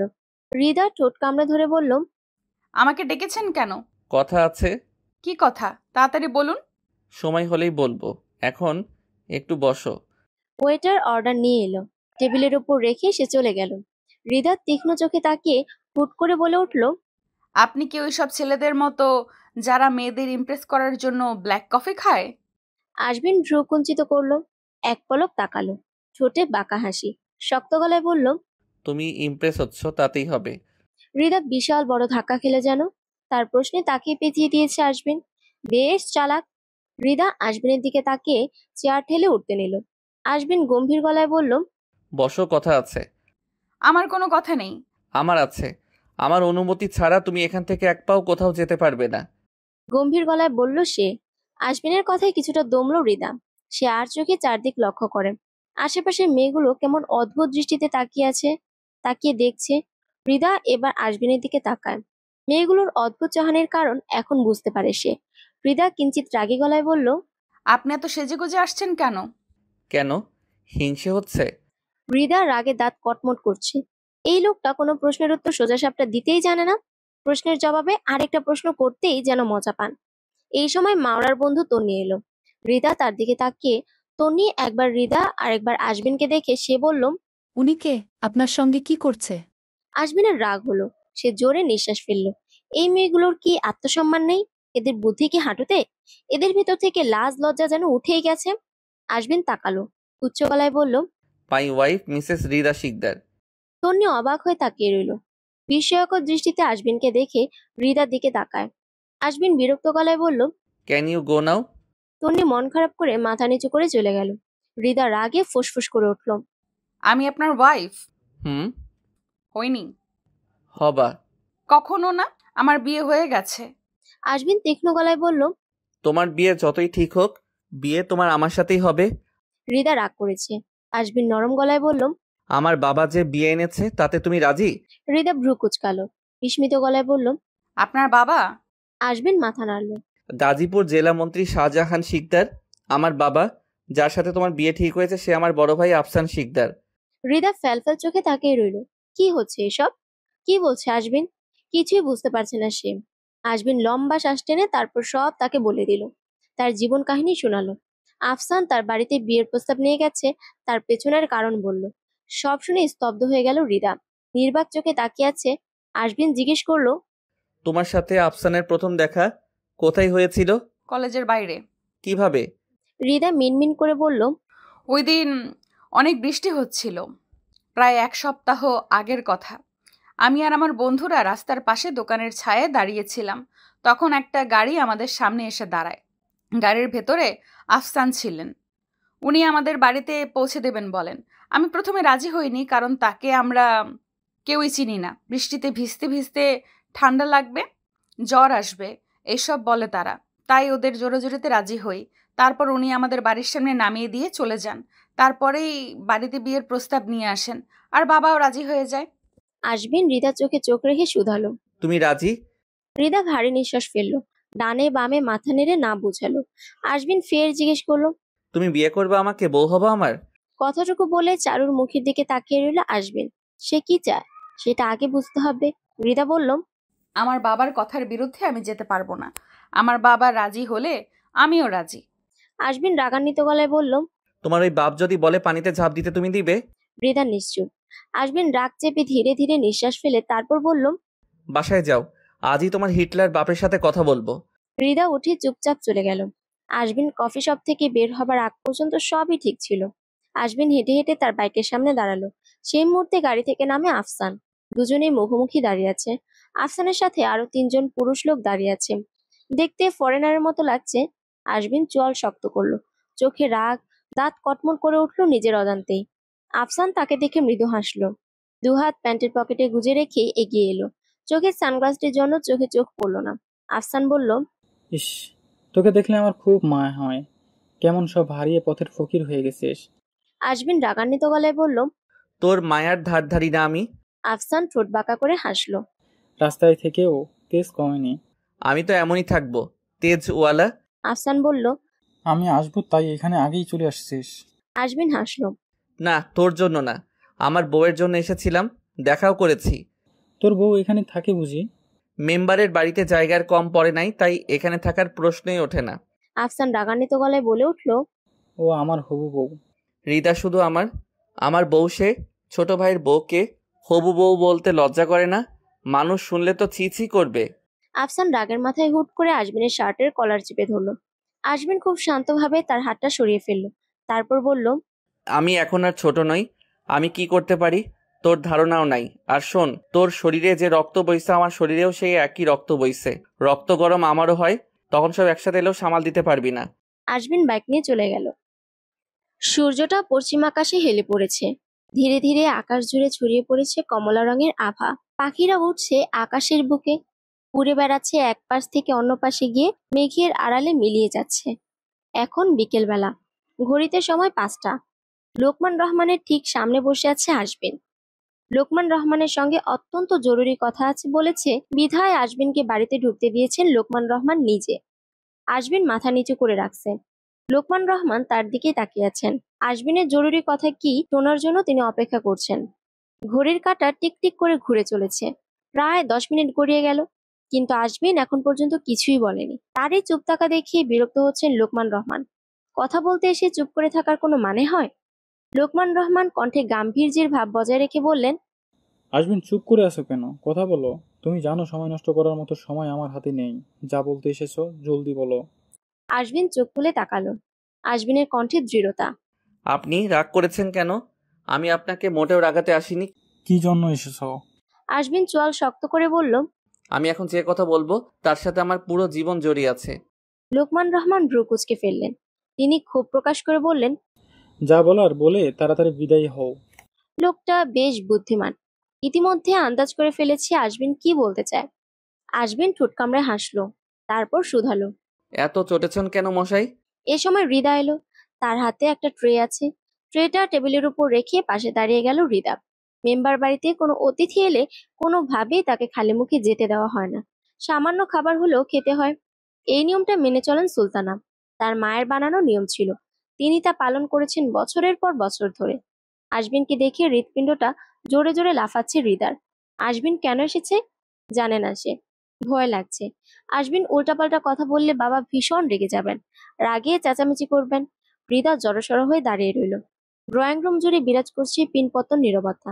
নীরবতা ভেঙে গলা খাখারে দিয়ে উঠল আজমিন। লোকমান রহমানের চোখে চোখ রেখে সে বলল, হৃদাকে আমি ভালোবাসি, আমি তাকে বিয়ে করতে চাই। বিস্ময়াভিভূত হয়ে গেলেন লোকমান রহমান। একটু থেমে তিনি উচ্চ গলায় বললেন, তুমি কি বলছো আজবিন? তুমি জানো না হৃদার বিয়ে ঠিক হয়ে গেছে? আজমিন শান্ত গলায় বলল, আমি জানি, আর জানি বলেই আজ সরাসরি কথা বলতে এসেছি। আমি হৃদাকে বিয়ে করতে চাই। লোকমান রহমান গম্ভীর গলায় বললেন, তোমার চাওয়া আর না চাওয়ায় কিছুই আসে যায় না। আমি তোমার মতো বেকার ছেলের সাথে আমার মেয়ের বিয়ে দিব না। তুমি এখনই আমার বাড়ি থেকে বেরিয়ে যাও। আজমিন বোঝার চেষ্টা করল। আপনি শান্ত হোক, আমার কথাটা অন্তত শুনুন। লোকমান রহমান রাগান্বিত গলায় বললেন, তোমার একটা কথাও শুনতে চাই না। যে ছেলেকে তার বাবা নিজের বাড়ি থেকে বের করে দিয়েছেন, সে ছেলেকে আমি জামাই করব? অসম্ভব। মুহূর্তে রেগে গেল আজমিন। রাগে দাঁতে দাঁত কটমট করে শব্দ করছে সে। শুধুমাত্র হৃদার মুখের দিকে তাকিয়ে রাগটা নিয়ন্ত্রণ করেছে। ফোঁস ফোঁস করে নিঃশ্বাস ফেলল আজমিন। লোকমান রহমান শুরু থেকেই জানতেন আজমিনের বাবা মন্ত্রী শাহজাহান শিকদার। সেজন্যই তিনি এত মাস আজমিনের সব কটু কথা বেয়াদবি সহ্য করেছেন। কিন্তু এখন আর তা সহ্য করতে চাইছেন না। তিনি বুঝে গেছেন আজমিন তার বাবার জন্য মূল্যহীন। আফসানই তার বাবার সব, আর সে ছেলের সাথেই বিয়ে হবে হৃদার। সেভাবে বিষয়টি ভেবে দেখলে আজমিনকে গণনা করার কোনো প্রয়োজনই নেই। যাকে তার নিজের পরিবার ফেলে দিয়েছে তাকে কেন সম্মান করবেন তিনি? আজমিন গম্ভীর সুরে বলল, হৃদা আমার, শুধু আমার। আমি ওকে ভালোবাসি। একমাত্র আল্লাহ ছাড়া ওকে আমার থেকে কেউ আলাদা করতে পারবে না। বের হয়ে যাও। আজমিন উঠে দাঁড়িয়েছে। আমার সাথে হৃদার বিয়ে দিবেন না? কখনোই না। আজমিন উঠে দাঁড়িয়েছে। সে হৃদার কাছে গিয়ে দাঁড়ানো মাত্রই লোকমান রহমান নিজেও উঠে দাঁড়ালেন। আজমিন হৃদার চোখে তাকিয়ে বলল, আমি বেঁচে থাকতে ওকে আমার থেকে কেউ আলাদা করতে পারবে না। প্রয়োজনে আমি ওকে তুলে নিয়ে যাব। কার এত দম যে আমাকে আটকাবে? আজমিন ঘুরে দাঁড়াতেই লোকমান রহমান কষে থাপ্পড় মারলেন তার গালে। টাল সামলাতে এক পা পিছিয়ে গেল আজমিন। লোকমান রহমান হিসিয়ে বললেন, আমার মেয়ের থেকে দূরে থাকো তুমি, নইলে এর চেয়ে খারাপ অবস্থা হবে তোমার। আপনি শুধুমাত্র হৃদার বাবা বলে আপনার সব রকম অবজ্ঞা আমি সহ্য করছি। আমার ধৈর্যের পরীক্ষা নেবেন না আর, দয়া করে। বের হয়ে যাও, নয়তো ঘাড় ধাক্কা দিয়ে বের করে দিব। ঠান্ডা কিন্তু কঠিন স্বরে বলল আজমিন। আমাকে আপনার বাড়ি থেকে তো বের করে দিতে পারবেন মেম্বার সাহেব, কিন্তু আপনার মেয়ের মন থেকে কিভাবে বের করবেন? হৃদার মনে একমাত্র আমি রাজত্ব করি, আর কেউ তা করতে পারবে না। মেম্বার সাহেব, কথা দিচ্ছি, প্রয়োজন হলে নোট করে রাখুন, আমি আজমিন শিকদার হৃদার একমাত্র স্বামী হব। লোকমান রহমান গর্জে উঠলেন। আজমিন তাকে পাত্তা না দিয়ে হৃদার দিকে তাকালো। আজমিন নরম গলায় বলল, তুমি শুধু অপেক্ষা করো, আমি আসবো। তোমাকে নিজের করে নিয়ে যেতে আমি ঠিক চলে আসবো। আমি তোমাকে অন্য কারো হতে দেব না, বিশ্বাস রেখো। আজমিন লোকমান রহমানের দিকে তাকিয়ে পরক্ষণে চলে গেল। লোকমান রহমান মেয়ের দিকে তাকায়। তিনি বললেন, তুমি কি ওই বিয়াদবটাকে পছন্দ করো? মিথ্যা বলবে না হৃদা। হৃদা কোনো জবাব দিল না। মাথা নিচু করে দাঁড়িয়ে রইল সে। চোখে জল টলমল করছে। লোকমান রহমান গলার স্বর উঁচু করে এবারও একই প্রশ্ন করলেন। হৃদা ঢোক গিলে বলল, আমি তাকে ভালোবাসি বাবা, কিন্তু আমি তোমাকে ভালোবাসি। আমি ওকে জানিয়ে দিয়েছি, আপনি যা সিদ্ধান্ত নেবেন আমি তাই মাথা পেতে নেব। লোকমান রহমান ধমকে সুরে বললেন, ওকে দেখলেই আমার বিপি হাই হয়ে যায়, আর তুমি তারই ভালোবাসো? আবার সে কথা নির্লজ্জের মতো আমাকে শোনাচ্ছ, লজ্জা করছে না বলতে? হৃদা কেঁদে ফেলল। কম্পিত গলায় বলল, বাবা, ভেবেছিলাম তোমার বিয়ে তোমার পরীক্ষার পরে ফেলবো, কিন্তু সেটা আর হচ্ছে না। যা পরিস্থিতি দেখছি, যত দ্রুত সম্ভব তোমাকে বিয়ে দিয়ে বিদায় করব। তুমি আজ থেকে বাড়ির বাইরে যাবে না, তোমার বাইরে যাওয়া বন্ধ। লোকমান রহমান হনহরিয়ে বেরিয়ে গেলেন। হৃদা ফ্লোরে পড়ে হাউমাউ করে কাঁদছে। তার কান্নার আওয়াজ শুনে রান্নাঘর থেকে বেরিয়ে এলেন সুলতানা। হৃদাকে দেখে দ্রুত ছুটে এলেন। হৃদার গালে হাত দিয়ে কয়েকবার জিজ্ঞেস করলেন, কি হয়েছে, কাঁদছো কেন? হৃদা জবাব দিল না। সুলতানা হৃদার চোখের জল মুছে দেয়। ফের জিজ্ঞেস করলেন, ভাই কিছু বলেছে, বকেছে? হৃদা নিঃশব্দে মাথা নাড়ল। হাউমাউ করে কাঁদছে সে। অস্ফুট স্বরে কি সব বলছে কিছুই বুঝতে পারছেন না সুলতানা। লোকমান রহমান বাগানে আসেন। তিনি শার্টের পকেট থেকে ফোন বের করে কল দিলেন আফসানকে। একটু সময় নিয়ে কল রিসিভ করে আফসান। সালাম দিল না আফসান। দৃঢ় গলায় বলল, বলুন, কি জন্য কল দিয়েছেন? লোকমান রহমান গলা নামিয়ে সব কথা আফসানকে জানায়। আফসান চোখ কুঁচকে বলল, আর কিছু ঘটেছে? না। লোকমান রহমান চিন্তিত গলায় বললেন, কিন্তু আশবিন হুমকি দিয়ে গেছে, বলছে রিতাকে সেই বিয়ে করবে, দরকার হলে তুলে নিয়ে যাবে। আফসান ঠোঁট বাঁকিয়ে বলল, ও তা পারবে না বাবা। জি, আমি বলেছিলাম কি বিয়েটা এই সপ্তাহের মধ্যে হলে ভালো হতো, আমিও দুশ্চিন্তা থেকে মুক্তি পেতাম। তুমি বললে এই শুক্রবারেই বিয়ের তারিখ ফেলি। আফসান বলল, আপনি সব ব্যবস্থা করুন, আমি এই শুক্রবারেই বিয়ে করব। আফসান কল কেটে দিল। আফসানের ঠিক পাশেই বসে আছে প্রিয়ল। সে আফসানের সব কথাই শুনেছে এবং প্রিয়ল আশবিনের স্বভাবের সাথেও পরিচিত। প্রিয়ল ধীরে ধীরে বলল, আশবিনকে হালকা করে নিস না। আশবিন ছাত্র দলের নেতা। ও ইতিমধ্যে বিরাট বিরাট কারবার করেছে। সে যখন বলেছে তুলে নিয়ে যাবে, সে কথা আশবিন রাখবেই। বিয়েতে একটা ক্যাচাল অবশ্যই পাকাবে। এই অবস্থায় আমি কি করব? ওকে আটকাবো কিভাবে? তীরে এসে আমি তরি ডুবাতে চাই না, তুই একটা উপায় বল। আফসান প্রিয়লের সাথে পরামর্শ করলো। প্রিয়ল বলল, বিয়ে না হওয়া পর্যন্ত আশবিনকে বন্দি করে রাখ। মানে খুব সহজ। আশবিন যেহেতু ছাত্র দলের সাথে যুক্ত আছে, তাকে একটা মিথ্যা কেসে ফাঁসিয়ে জেলে ঢুকিয়ে দে। জেলে বসে সে কিছুই করতে পারবে না। বিয়ে হওয়ার পর মুহূর্তে বের করবি। ও হারবে, তুই জিতবি। আফসান ভাবলো, মাথা নাড়ল। বুদ্ধিটা দারুণ লেগেছে তার। সে এটাই কাজে লাগাবে। 4 দিন পর বুধবার বিকেল 4:30। আশবিন আর নিশান রাস্তার পাশে একটি টং দোকানে বসে আছে। মন মেজাজ খিটখিটে হয়ে আছে তার। নিশান দুধ চা খাচ্ছেন। আর চোখে আশবিনের দিকে তাকায় সে। নিশান বলল, কি খেলাটাই খেললো আফসান শিকদার। শুরু তো একটুও সন্দেহ হতে দেয়নি, তলে তলে কত কিছু করে ফেলেছে। আশবিন ক্ষিপ্ত হয়ে গেল। সে বলল, আমি টেনশনে আছি রিদাকে নিয়ে। 4 দিন ধরে ওকে একবারও দেখিনি। সালা ওর বাপ আমার লাভ স্টোরিতে ভিলেন হয়ে এন্ট্রি নিয়েছে। নিশান খোঁচা দিয়ে বলল, শালা বলে আর কত গালি দিবি মেম্বারকে? যতদিন বিয়ে না করছি। নিশান হাসলো, বলল, ওই শালা বিয়ে উপলক্ষে বাড়িঘর সাজিয়ে ফেলেছে। আশবিন রাগী গলায় বলল, তুই আমার মাথা গরম করিস না, হাত উঠে যাবে। এমনিতে অনেক টেনশনে আছি, কি করব কিছুই বুঝতে পারছি না। রাস্তার পাশে দাঁড়িয়ে 4 জন ছেলে ঝগড়া করছে। তাদের দিকে এক পলক তাকিয়ে চোখ সরিয়ে নেয় আশবিন। একটু পরেই তাদের মধ্যে মারামারি শুরু হয়ে যায়। একজন আরেকজনকে মারছে। রাস্তার পাশে অন্যান্য লোকজন দাঁড়িয়ে তা দেখছে। আশবিন আর বসে থাকতে পারলো না। সে ওদিকে এগিয়ে গেল। ছেলেদের মাঝে ঢুকে সে তাদেরকে থামানোর চেষ্টা করতে লাগলো। এক মুহূর্তে একজন ছেলে আরেকজন ছেলের মাথায় ইট মেরে তার মাথা ফাটিয়ে দেয়। আশবিন হতবিহ্বল দৃষ্টিতে তাকিয়ে রইল। সেই মুহূর্তে কয়েকজন পুলিশ এগিয়ে গেল। ঘটনা বিস্তারিত না শুনেই আশবিন সহ বাকি 3 জনকে অ্যারেস্ট করেন। আহতকে হাসপাতালে পাঠিয়ে তাদের নিয়ে থানায় চলে যান। নিশান ভিড়ের মধ্যে থেকে দেখলো সবটা। ভারী নিঃশ্বাস ফেললো নিশান। এখন সে কি করবে? কোথায় যাবে? কে সাহায্য করবে তাকে? নিশান দ্রুত ছুটে গেল। ছাত্র দলের 2 জন নেতার সঙ্গে দেখা করলো সে, কিন্তু সাহায্যের জন্য কেউ এগিয়ে এলো না। ব্যস্ততার অজুহাত দিয়ে চলে যায়। নিশান ছুটে গেল উকিলের কাছে। আশ্চর্যজনক, কোনো উকিল আশবিনের কেসটা নিতে চায় না। তারা এক বাক্যে না করে দেয়। এদিক ওদিক ছুটাছুটি করতে করতে বেজে গেল 11টা। নিশান বুঝতে পারছে এটা একটা চক্রান্ত। এই চক্রান্ত করেছে আফসান শিকদার। নিশান তখন বাড়ি ফিরে গেল। আশবিনকে যে করে হোক বের করতেই হবে তার। যা করার কালকের মধ্যেই করবে। নিশান সারাদিন ধরে এদিক ওদিক ছুটোছুটি করে ক্লান্ত হয়ে পড়েছে। সে সন্ধ্যার দিকে থানায় যায়। আশবিনের সাথে দেখা করে। আশবিন জানে তাকে আটকে রাখার জন্য আফসান এই ষড়যন্ত্র করেছে। আজ রিদার হলুদের অনুষ্ঠান। আজ যে করে হোক তাকে বের হতে হবে। আশবিন বের হওয়ার কোনো উপায় দেখছে না। উপায়ন্তর না পেয়ে আশবিন নিশানকে পরামর্শ দেয় সে যেন তার মাকে বিষয়টি জানায়। এই পরিস্থিতিতে তার মাই তাকে সাহায্য করতে পারবেন। সমস্যা হলো নিশানের কাছে আশবিনের মায়ের কোনো ফোন নাম্বার নেই। আশবিন জানালো তার বেডরুমে একটা নোটপ্যাড রাখা, ওটায় মায়ের নম্বর লেখা আছে। নিশান থানা থেকে বেরিয়ে সোজা আশবিনের বাসার দিকে রওনা দেয়। নিশানের কাছে বাসার এক্সট্রা চাবি ছিল, তাই তার ভিতরে ঢুকতে কোনো অসুবিধা হবে না। নিশান দরজার লক খুলে ঘুরে মেম্বার বাড়ির দিকে তাকায়। দেখলো সেখানে চলছে ধুমধাম আয়োজন। নিশান চোখ সরিয়ে দ্রুত ঘরে প্রবেশ করে।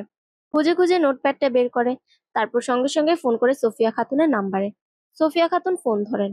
নিশানের পরিচয় শুনে তিনি চিনতে পারেন। উদ্বিগ্ন হয়ে ছেলে সম্পর্কে জানতে চাইলেন। নিশান একটু থেমে আশবিনের কথা জানায়। ছেলে জেলে শুনে স্তম্ভিত হয়ে গেলেন তিনি। এখন তিনি কি করবেন ভেবে পাচ্ছেন না। শিকদার বাড়িতে এখন কেউ নাই, সবাই গেছে মেম্বার বাড়িতে। সোফিয়া খাতুনের মুহূর্তে মনে পড়লো বাড়িতে আফসান আছে, তিনি ওর কাছে সাহায্য চাইতে পারেন। সোফিয়া নিজ ঘর থেকে বেরিয়ে আফসানের ঘরের দিকে ছুটে গেলেন। আফসানের ঘরের দরজার সামনে দাঁড়িয়ে গেলেন সোফিয়া খাতুন। ঘরের ভেতর থেকে 3টি পুরুষ কণ্ঠ ভেসে আসছে। তিনি শুনতে পেলেন তারা ব্যাচেলার পার্টি করছে। আফসান মদ্যপান করেছে। প্রিয়ল হাসতে হাসতে গড়াগড়ি খাচ্ছে। তারা প্ল্যান করে আজমিনকে জেলে ঢুকিয়েছে, কথাটি আরো দুজনকে জানাচ্ছে। আফসান সে সঙ্গে ঘটনাটি বিস্তারিত বলল। সোফিয়ার ভেতরটা কেমন নিঃশব্দ হয়ে এসেছে। তিনি 2 পা পিছিয়ে গেলেন। নিজ হাতে পেলে পুষে একটা কালসাপকে বড় করেছেন তিনি। সোফিয়া ঘরে ফিরে এলেন। তার মাথা ভন ভন করে ঘুরছে। তার একমাত্র ছেলে জেলে, বুক ফেটে যাচ্ছে, চিৎকার করে কাঁদতে যাচ্ছেন। সোফিয়া খাতুন 2 হাতে মুখ লুকিয়ে হাউমাউ করে কাঁদতে লাগলেন। তিনি বললেন, হে আল্লাহ, আমি কি এমন পাপ করেছি যার শাস্তি আপনি আমার ছেলেকে দিচ্ছেন? ও আমার আল্লাহ, আমার ছেলেটাকে আর কষ্ট দিয়েন না। ওর সব কষ্ট আমাকে দিন। আমি মা হয়ে তার জন্য কিছুই করতে পারিনি। আপনি আমাকে শাস্তি দিন। রাত 11টার দিকে রুমে এলেন শাহজাহান শিকদার। সোফিয়া খাতুন তখন তাকে সবটা খুলে বলেন। সোফিয়া খাতুন কাঁদতে কাঁদতে শাহজাহান শিকদারের পায়ে পড়ে যান। শাহজাহান শিকদার গভীর শ্বাস ছাড়লেন। কপাল কুঁচকে বললেন, এই কাজ আফসানা করেছে। তুমি নিজের কানে ওদের কথা শুনেছ? সোফিয়া খাতুন বললেন, আমার ছেলেকে মুক্ত করুন, ওকে জেল থেকে বের করুন। আমি মা হয়ে আপনার পা ধরে অনুরোধ করছি, আমার ছেলেকে জেল থেকে বের করুন। আমার যে কষ্টে বুক ফেটে যাচ্ছে, আমি আর এই যন্ত্রণা সহ্য করতে পারছি না। শাহজাহান শিকদার নিঃশব্দে মাথা নত করে ফেলেন। ছেলে দুটো অনেক বড় হয়েছে, বাপের কোনো কথাই তারা শুনে না। কাকে কি বলবেন? দুটো কথা শোনার মতো মন মানসিকতা তাদের নেই। পারলে দুটো কথা শুনিয়ে দেয় তারা। শাহজাহান শিকদার মুষ্টিবদ্ধ করে বললেন, আমি বিষয়টি দেখব। তুমি এই ব্যাপারটা সবার কাছে গোপন রাখবে, কাউকে কিছু বলবে না।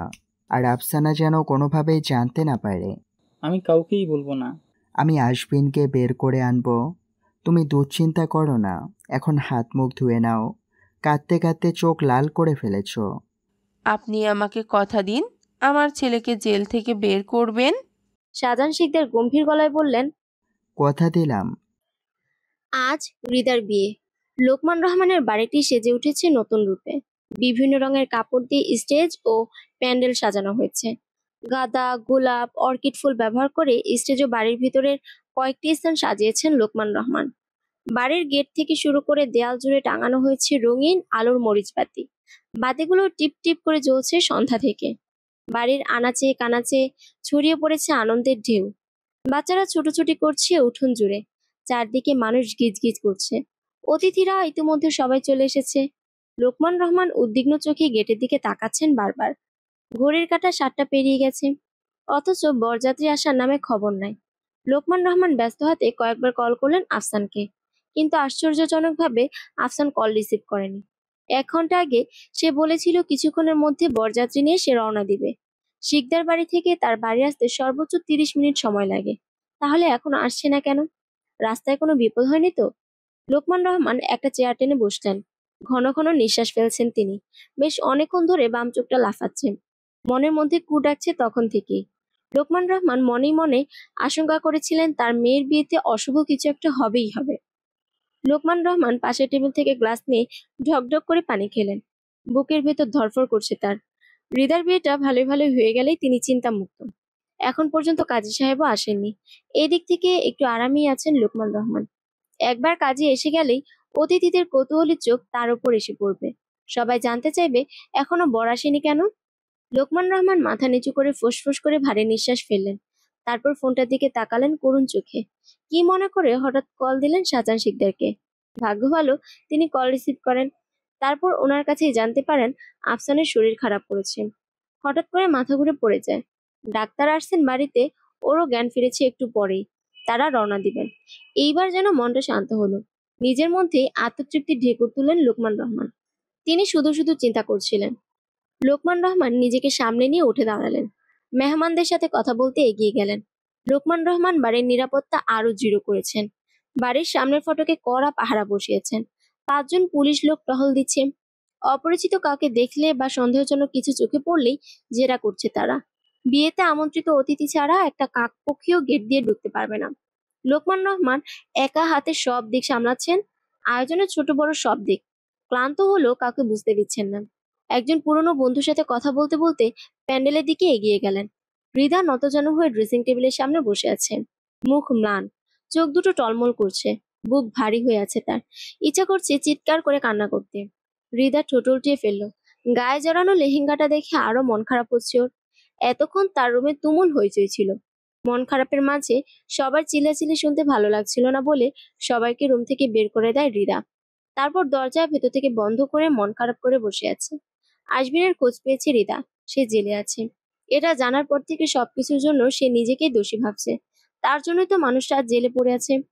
বধূ বেশে বসে থাকা হৃদার চোখের কোল গড়িয়ে পড়ল এক ফোঁটা অশ্রুকণা। সহসা ধ্বনিত হলো একটি কণ্ঠ। এই মেয়ে, কাঁদছো কেন? জানো না আমার সুন্দরীর চোখে জল বড্ড মেবানান। হৃদা চমকে উঠল, ঝটপট মাথা তুলে আশেপাশে তাকালো। জানালার ওপর পা ঝুলিয়ে বসে আছে আশবিন। তাকে দেখতেই বুকের ভেতর ছ্যাদ করে উঠল হৃদার। প্রথমত কয়েক সেকেন্ড হতবুদ্ধির মতো তাকিয়ে রইল সে। তারপর হঠাৎ আশবিনকে অবাক করে দিয়ে ঝড়ের বেগে ছুটে এলো হৃদা। আশবিনকে আষ্টে পৃষ্ঠে জড়িয়ে ধরে সে। তারপর হাউমাউ করে কাঁদতে কাঁদতে মেলে ধরলো অভিযোগের খাতা। আশবিন আদরের স্পর্শে হৃদার মাথায় হাত বুলিয়ে দিল। তারপর দুষ্টুমি করে বলল, কেঁদো না, মেকআপ উঠে যাচ্ছে। হৃদার রাগ হলো ভীষণ। সে পরপর কয়েকটা কিলঘুষি মারলো আশবিনের বুকে। আশবিন বুকে হাত রেখে ব্যথা পেয়েছে ভং করে দুপা পিছিয়ে গেল। তারপর হাসিমুখী বলল, সত্য কথা বললে বুঝি মার খেতে হয়?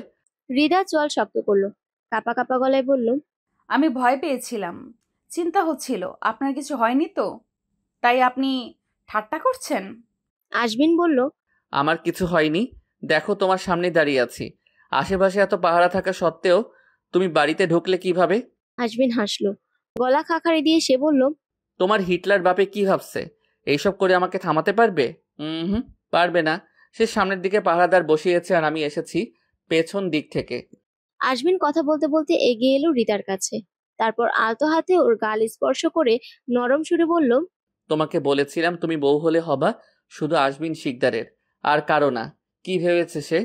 আমাকে জেলে ঢুকিয়ে তোমাকে নিজের করে পাবে? অসম্ভব। আমি বেঁচে থাকতে সেটা হবে না। আশবিন হৃদার হাত ধরে বলল, চলো। হৃদা তার চোখে চোখ রেখে জিজ্ঞেস করলো, কোথায় যাব? কেউ চলে আসার আগে আমাদের পালাতে হবে। হৃদা দুপা পিছিয়ে গেল। সঙ্গে সঙ্গে সে কেন পালাবে? সে তো কোনো অন্যায় করেনি। হৃদা কিছুতেই পালাবে না। সে কখনোই তার বাবার ইচ্ছার বিরুদ্ধে যাবে না। আশবিন তাকে বারবার বোঝাতে লাগলো, কেউ জেনে ফেলার আগে তাদের এখান থেকে বের হতে হবে। কিন্তু হৃদা তার জায়গায় অনড়। সে তার বাবার খুশির জন্য সব করতে পারে। সেখানে বিয়ে খুব সামান্য জিনিস। নিজের যতই কষ্ট হোক তবু হাসতে হাসতে বিয়ে করে নেবে। আশবিন শক্ত হাতে হৃদার হাত টান দিয়ে বলল, চলো। হৃদা হাত ছাড়ানোর চেষ্টা করলো না, শুধু এইটুকু বলল, আব্বা কষ্ট পাবেন। আশবিন এগোলো, হৃদার গালে হাত রেখে বলল, এখন যদি তুমি না যাও তাহলে সারা জীবন কষ্ট পাবে।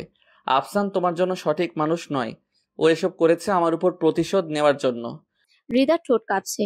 সে বলল, আমি বাবাকে খুব ভালোবাসি, আমি চাই না আমার জন্য বাবা কষ্ট পাক। আমি যদি এখন পালিয়ে তাহলে বাবা কষ্ট পাবেন, আর তার সাথে ওনার সম্মানও নষ্ট হবে। আশবিন চোয়াল শক্ত করলো। হৃদার হাত শক্ত করে ধরল সে। চোখ দুটো ছোট ছোট করে প্রলম্বিত শ্বাস ফেলল। শক্ত গলায় চিবিয়ে চিবিয়ে বলল, বিয়ে তো তোমার আমার সাথেই হবে, এজন্য আমার যাই করা লাগে আমি তাই করব। হৃদা ভ্রু কুঞ্চিত করলো। তাকে কিছুই বলতে দিল না আশবিন। ডান হাত দিয়ে প্যান্টের পকেট থেকে একটা রুমাল বের করে সহসা হৃদার মুখে চেপে ধরল। পলক ঝাপড়িয়ে জ্ঞান হারিয়ে ফেলল হৃদা। মুহূর্তের মধ্যে ঢলে পড়ে আশবিনের বুকে। আশবিন রুমালটা পকেটে গুজে রাখে। তারপর হৃদাকে তুলে নিয়ে জানালা দিয়ে বেরিয়ে এলো। দেয়ালের উপরে সাবধানে হেঁটে গেল। একটু দূরে নিশান গাড়ির পাশে দাঁড়িয়ে আছে। আশবিনকে দেখে সে ছুটে এলো দেয়ালের কাছে। আশবিন হৃদাকে নিয়ে লাফিয়ে নামতে পারবে না, পড়ে গেলে দুজনেই ব্যথা পাবে।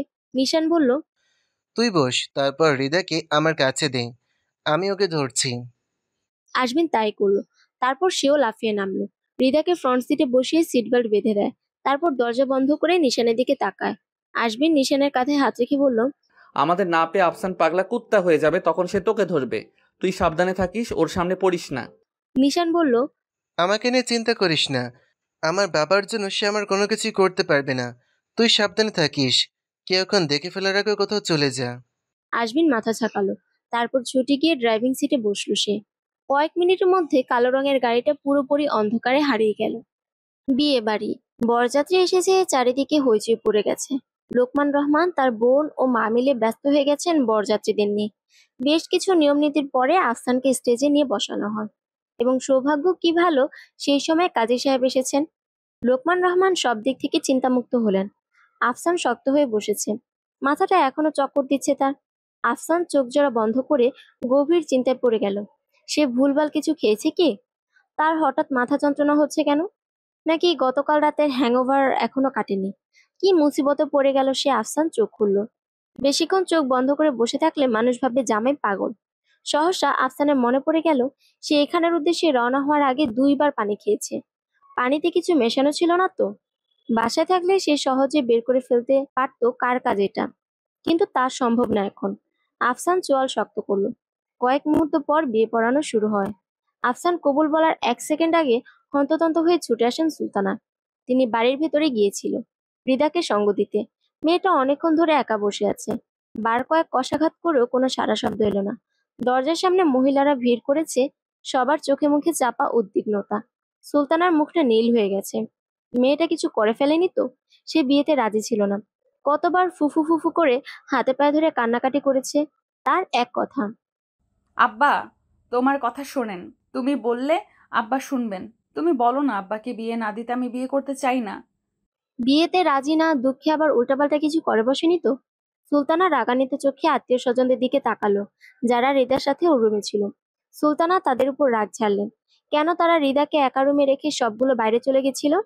রিদা বের করে দিয়েছে বলাতে আরো ক্ষিপ্ত হলেন সুলতানা। দরজায় কষাঘাত করেও লাভ হলো না। রিদা দরজা খুলছে না। বুকের ভেতর কেমন করে উঠল। দরজা ভাঙতে হবে। সুলতানা হন্তদন্ত হয়ে ছুটে বাড়ির বাইরে এলেন। স্টেজের সামনে লোকমান রহমানকে দেখে সে আর নিজেকে থামাতে পারলেন না। ছোট থেকে পেলে পুষে বড় করেছে রিদাকে। সে আত্মহত্যা করেছে কিনা তিনি শিওর জানেন না, তবে এই শব্দটা ভাবতেই হু হু করে কেঁদে ফেললেন। লোকমান রহমান পড়লেন বিপাকে। বরযাত্রী, অতিথি সবাই তাদের দিকেই তাকিয়ে আছেন। লোকমান রহমান কথা বলে বোনকে থামানোর চেষ্টা করেন, কিন্তু তাতে সুলতানার কান্না আরো বাড়ল। পিছু পিছু ছুটে এলেন আরো কয়েকজন। তারা হুট করে বলে উঠল, রিদা দরজা খুলছে না, ও ঘরে আত্মহত্যা করেছে। সহসা স্তব্ধ হয়ে গেল সকলে। এতক্ষণের এত হই হুল্লোড় হাসি মজা হঠাৎ করে থেমে গেল। লোকমান রহমান স্তব্ধ হয়ে গেলেন ক্ষণিকের জন্য। সম্বিত ফিরে পেতেই সদর দরজার দিকে ছুট লাগালেন। তার পেছন পেছন ছুটে গেল আফসান। দরজা ভাঙা হলো। রুমের সব কিছু ঠিকঠাক আছে। চট করে কেউ ধরতে পারবে না এখানে কেউ ছিল। লোকমান রহমান রুমের সবখানে খুঁজতে লাগলো। বাথরুমও খালি, বারান্দায় কেউ নেই। বন্ধ রুম থেকে রিদা গেল কোথায়? সে গায়েব হলো কি করে? আফসান ভ্রুকুঞ্চিত করলো। বারান্দায় দাঁড়িয়ে সে গভীর দৃষ্টিতে তাকিয়ে রইল দেয়ালের দিকে। বোঝা যাচ্ছে অনেক দিনের শ্যাওলা ধরা দেয়ালে হেঁটে গিয়েছে কেউ। আফসান ভারী নিঃশ্বাস ফেলল। রিদা পালিয়েছে। ভাবতে চোয়াল শক্ত হলো তার। তীরে এসে তরি ডুবতে সে কিছুতেই দিবে না। যেভাবেই হোক আজকে সে রিদাকে বিয়ে করবে। তাতেই হবে আজমিনের হার, আর সে জিতে হবে। এটা হচ্ছে তার প্রতিশোধ। আজমিনও তার মায়ের উপর তার রাগ আক্রোশ মেটানোর শেষ উপায়। আফসান ছোট থেকে সোফিয়া খাতুনকে অপছন্দ করে, বরং ঘৃণা করে বলা যায়। মা মারা যাওয়ার পর বাবা যখন দ্বিতীয় বিবাহ করে তখন থেকে সে বাবা ও সোফিয়াকে ঘৃণা করতে শুরু করে। সোফিয়া খাতুন আফসানের মায়ের জায়গায় নিয়েছে, এতে যেন তার শরীরের রক্ত টকবগিয়ে ওঠে। ছোট থেকে শুধু বাবার জন্য সোফিয়াকে সহ্য করেছে। আর যখন আজমিন হলো তখন সোফিয়া খাতুন ও বাবার উপর জমা সব রাগ গিয়ে পড়লো আজমিনের উপর। ছোট থেকে আজমিনকে অনেক টর্চার করে আফসান। তার সেই টর্চার এখনো শেষ হয়নি। আফসান ধূপধাপ পা ফেলে রুমে এলো। তার সাঙ্গপাঙ্গকে বলতে গেল, তাদেরকে তার হবু বউকে খুঁজতে পাঠালো। পাঠানোর সময় হুমকি দিয়ে বলল রিদাকে না পেলে সে সবাইকে মেরে ফেলবে। এমন সময় থানা থেকে ফোন এলো। ওসি ফোন দিয়েছে। কল রিসিভ করতেই ওপাশ থেকে ওসি বললেন সব ঘটনা। আজ বিকেলে আজমিনকে ওর বাবা জেল থেকে বের করে নিয়ে গেছে। আফসান রাগী দাঁতে দাঁত চেপে ধরলো। মুহূর্তে হাতের ফোনটা মাটিতে ছুঁড়ে মারলো। তার বাবা কি চাচ্ছে? আজমিনকে কেন জেল থেকে বের করেছে? আর বের করলে তাকে বলেনি কেন? সে কি চাচ্ছেন? আর বরযাত্রীর সঙ্গে বাবা আসেনি। প্রশ্নের উত্তর পাবার জন্য নিজের বাড়ির উদ্দেশ্যে রওনা দেয় আফসান। শাহজাহান শেখদের ড্রয়িং রুমে বসে আছেন। তার সাথে আরো 10 জন বসে তারা কিছু নিয়ে আলোচনা করছে। আফসান চঞ্চল পায়ে এগিয়ে গেল। উচ্চ গলায় জিজ্ঞেস করলো, আজমিন কে? তিনি জেল থেকে বের করেছে কেন? শাহজাহান শেখদের স্বাভাবিক গলায় বললেন, আমার ছেলে বিনা অপরাধে জেলে থাকবে আর আমি বসে থাকবো? এই পর্যায়ে আফসানের চোখে চোখ পড়ল। বললেন, আমি বাবা হয়ে চুপ করে থাকতে পারি না। আফসান রুদ্র গলায় চেঁচিয়ে বলল, তোমার ওই হারামি ছেলে জেল থেকে বেরিয়ে আমার বউ নিয়ে পালিয়ে গেছে। একবার ওকে হাতে পাই, জানে মেরে ফেলবো। শাহজাহান শিকদার উঠে দাঁড়ালেন। তীব্র ক্ষোভে কষে চড় মারলেন আহসানের গালে। তবদা খেয়ে গেল আফসান। তোমার জন্য আমি কি করিনি বলো তো? তার বিপরীতে তুমি কি করেছো? ছোট থেকে আমাকে ব্যবহার করছো। তুমি তোমার মায়ের মতো হওনি। কার মতো হয়েছো আফসান? তোমার মধ্যে মন বিবেক বলতে কিছু নাই নাকি? ভাই হয়ে ভাইকে মারার প্ল্যান করেছো কিভাবে? শাহজাহান শিকদার গিয়ে আফসানকে ধাক্কা দিল। যাদের সাথে এতক্ষণ বসে আড্ডা দিচ্ছিল তারা সব পুলিশ ও মেন্টাল হাসপাতালের ডাক্তার। আফসানকে ডাক্তারের কাছে তুলে দিল। তারপর দৃঢ় গলায় বললাম, ছোট থেকে একা একা থাকতে থাকতে ওর মানসিক সময় হয়ে গেছে। ওকে নিয়ে যান, সুস্থ করার জন্য যত টাকা লাগে সব দেব। আফসান বাবার এরূপ আচরণ কল্পনাও করেনি। তাকে অবাক করে দিয়ে দুজন লোক তাকে ধরলো নিয়ে যাওয়ার জন্য। আফসান শক্তি দিয়ে তাদের হাত সরিয়ে দিচ্ছে। সহসা আরো 4 জন এলো। তারপর আফসানের হাত শক্ত করে ধরলো। আফসানকে কাবু করে তারা ওকে হাঁটু ভাঁজ করে বসিয়ে দিল ফ্লোরে।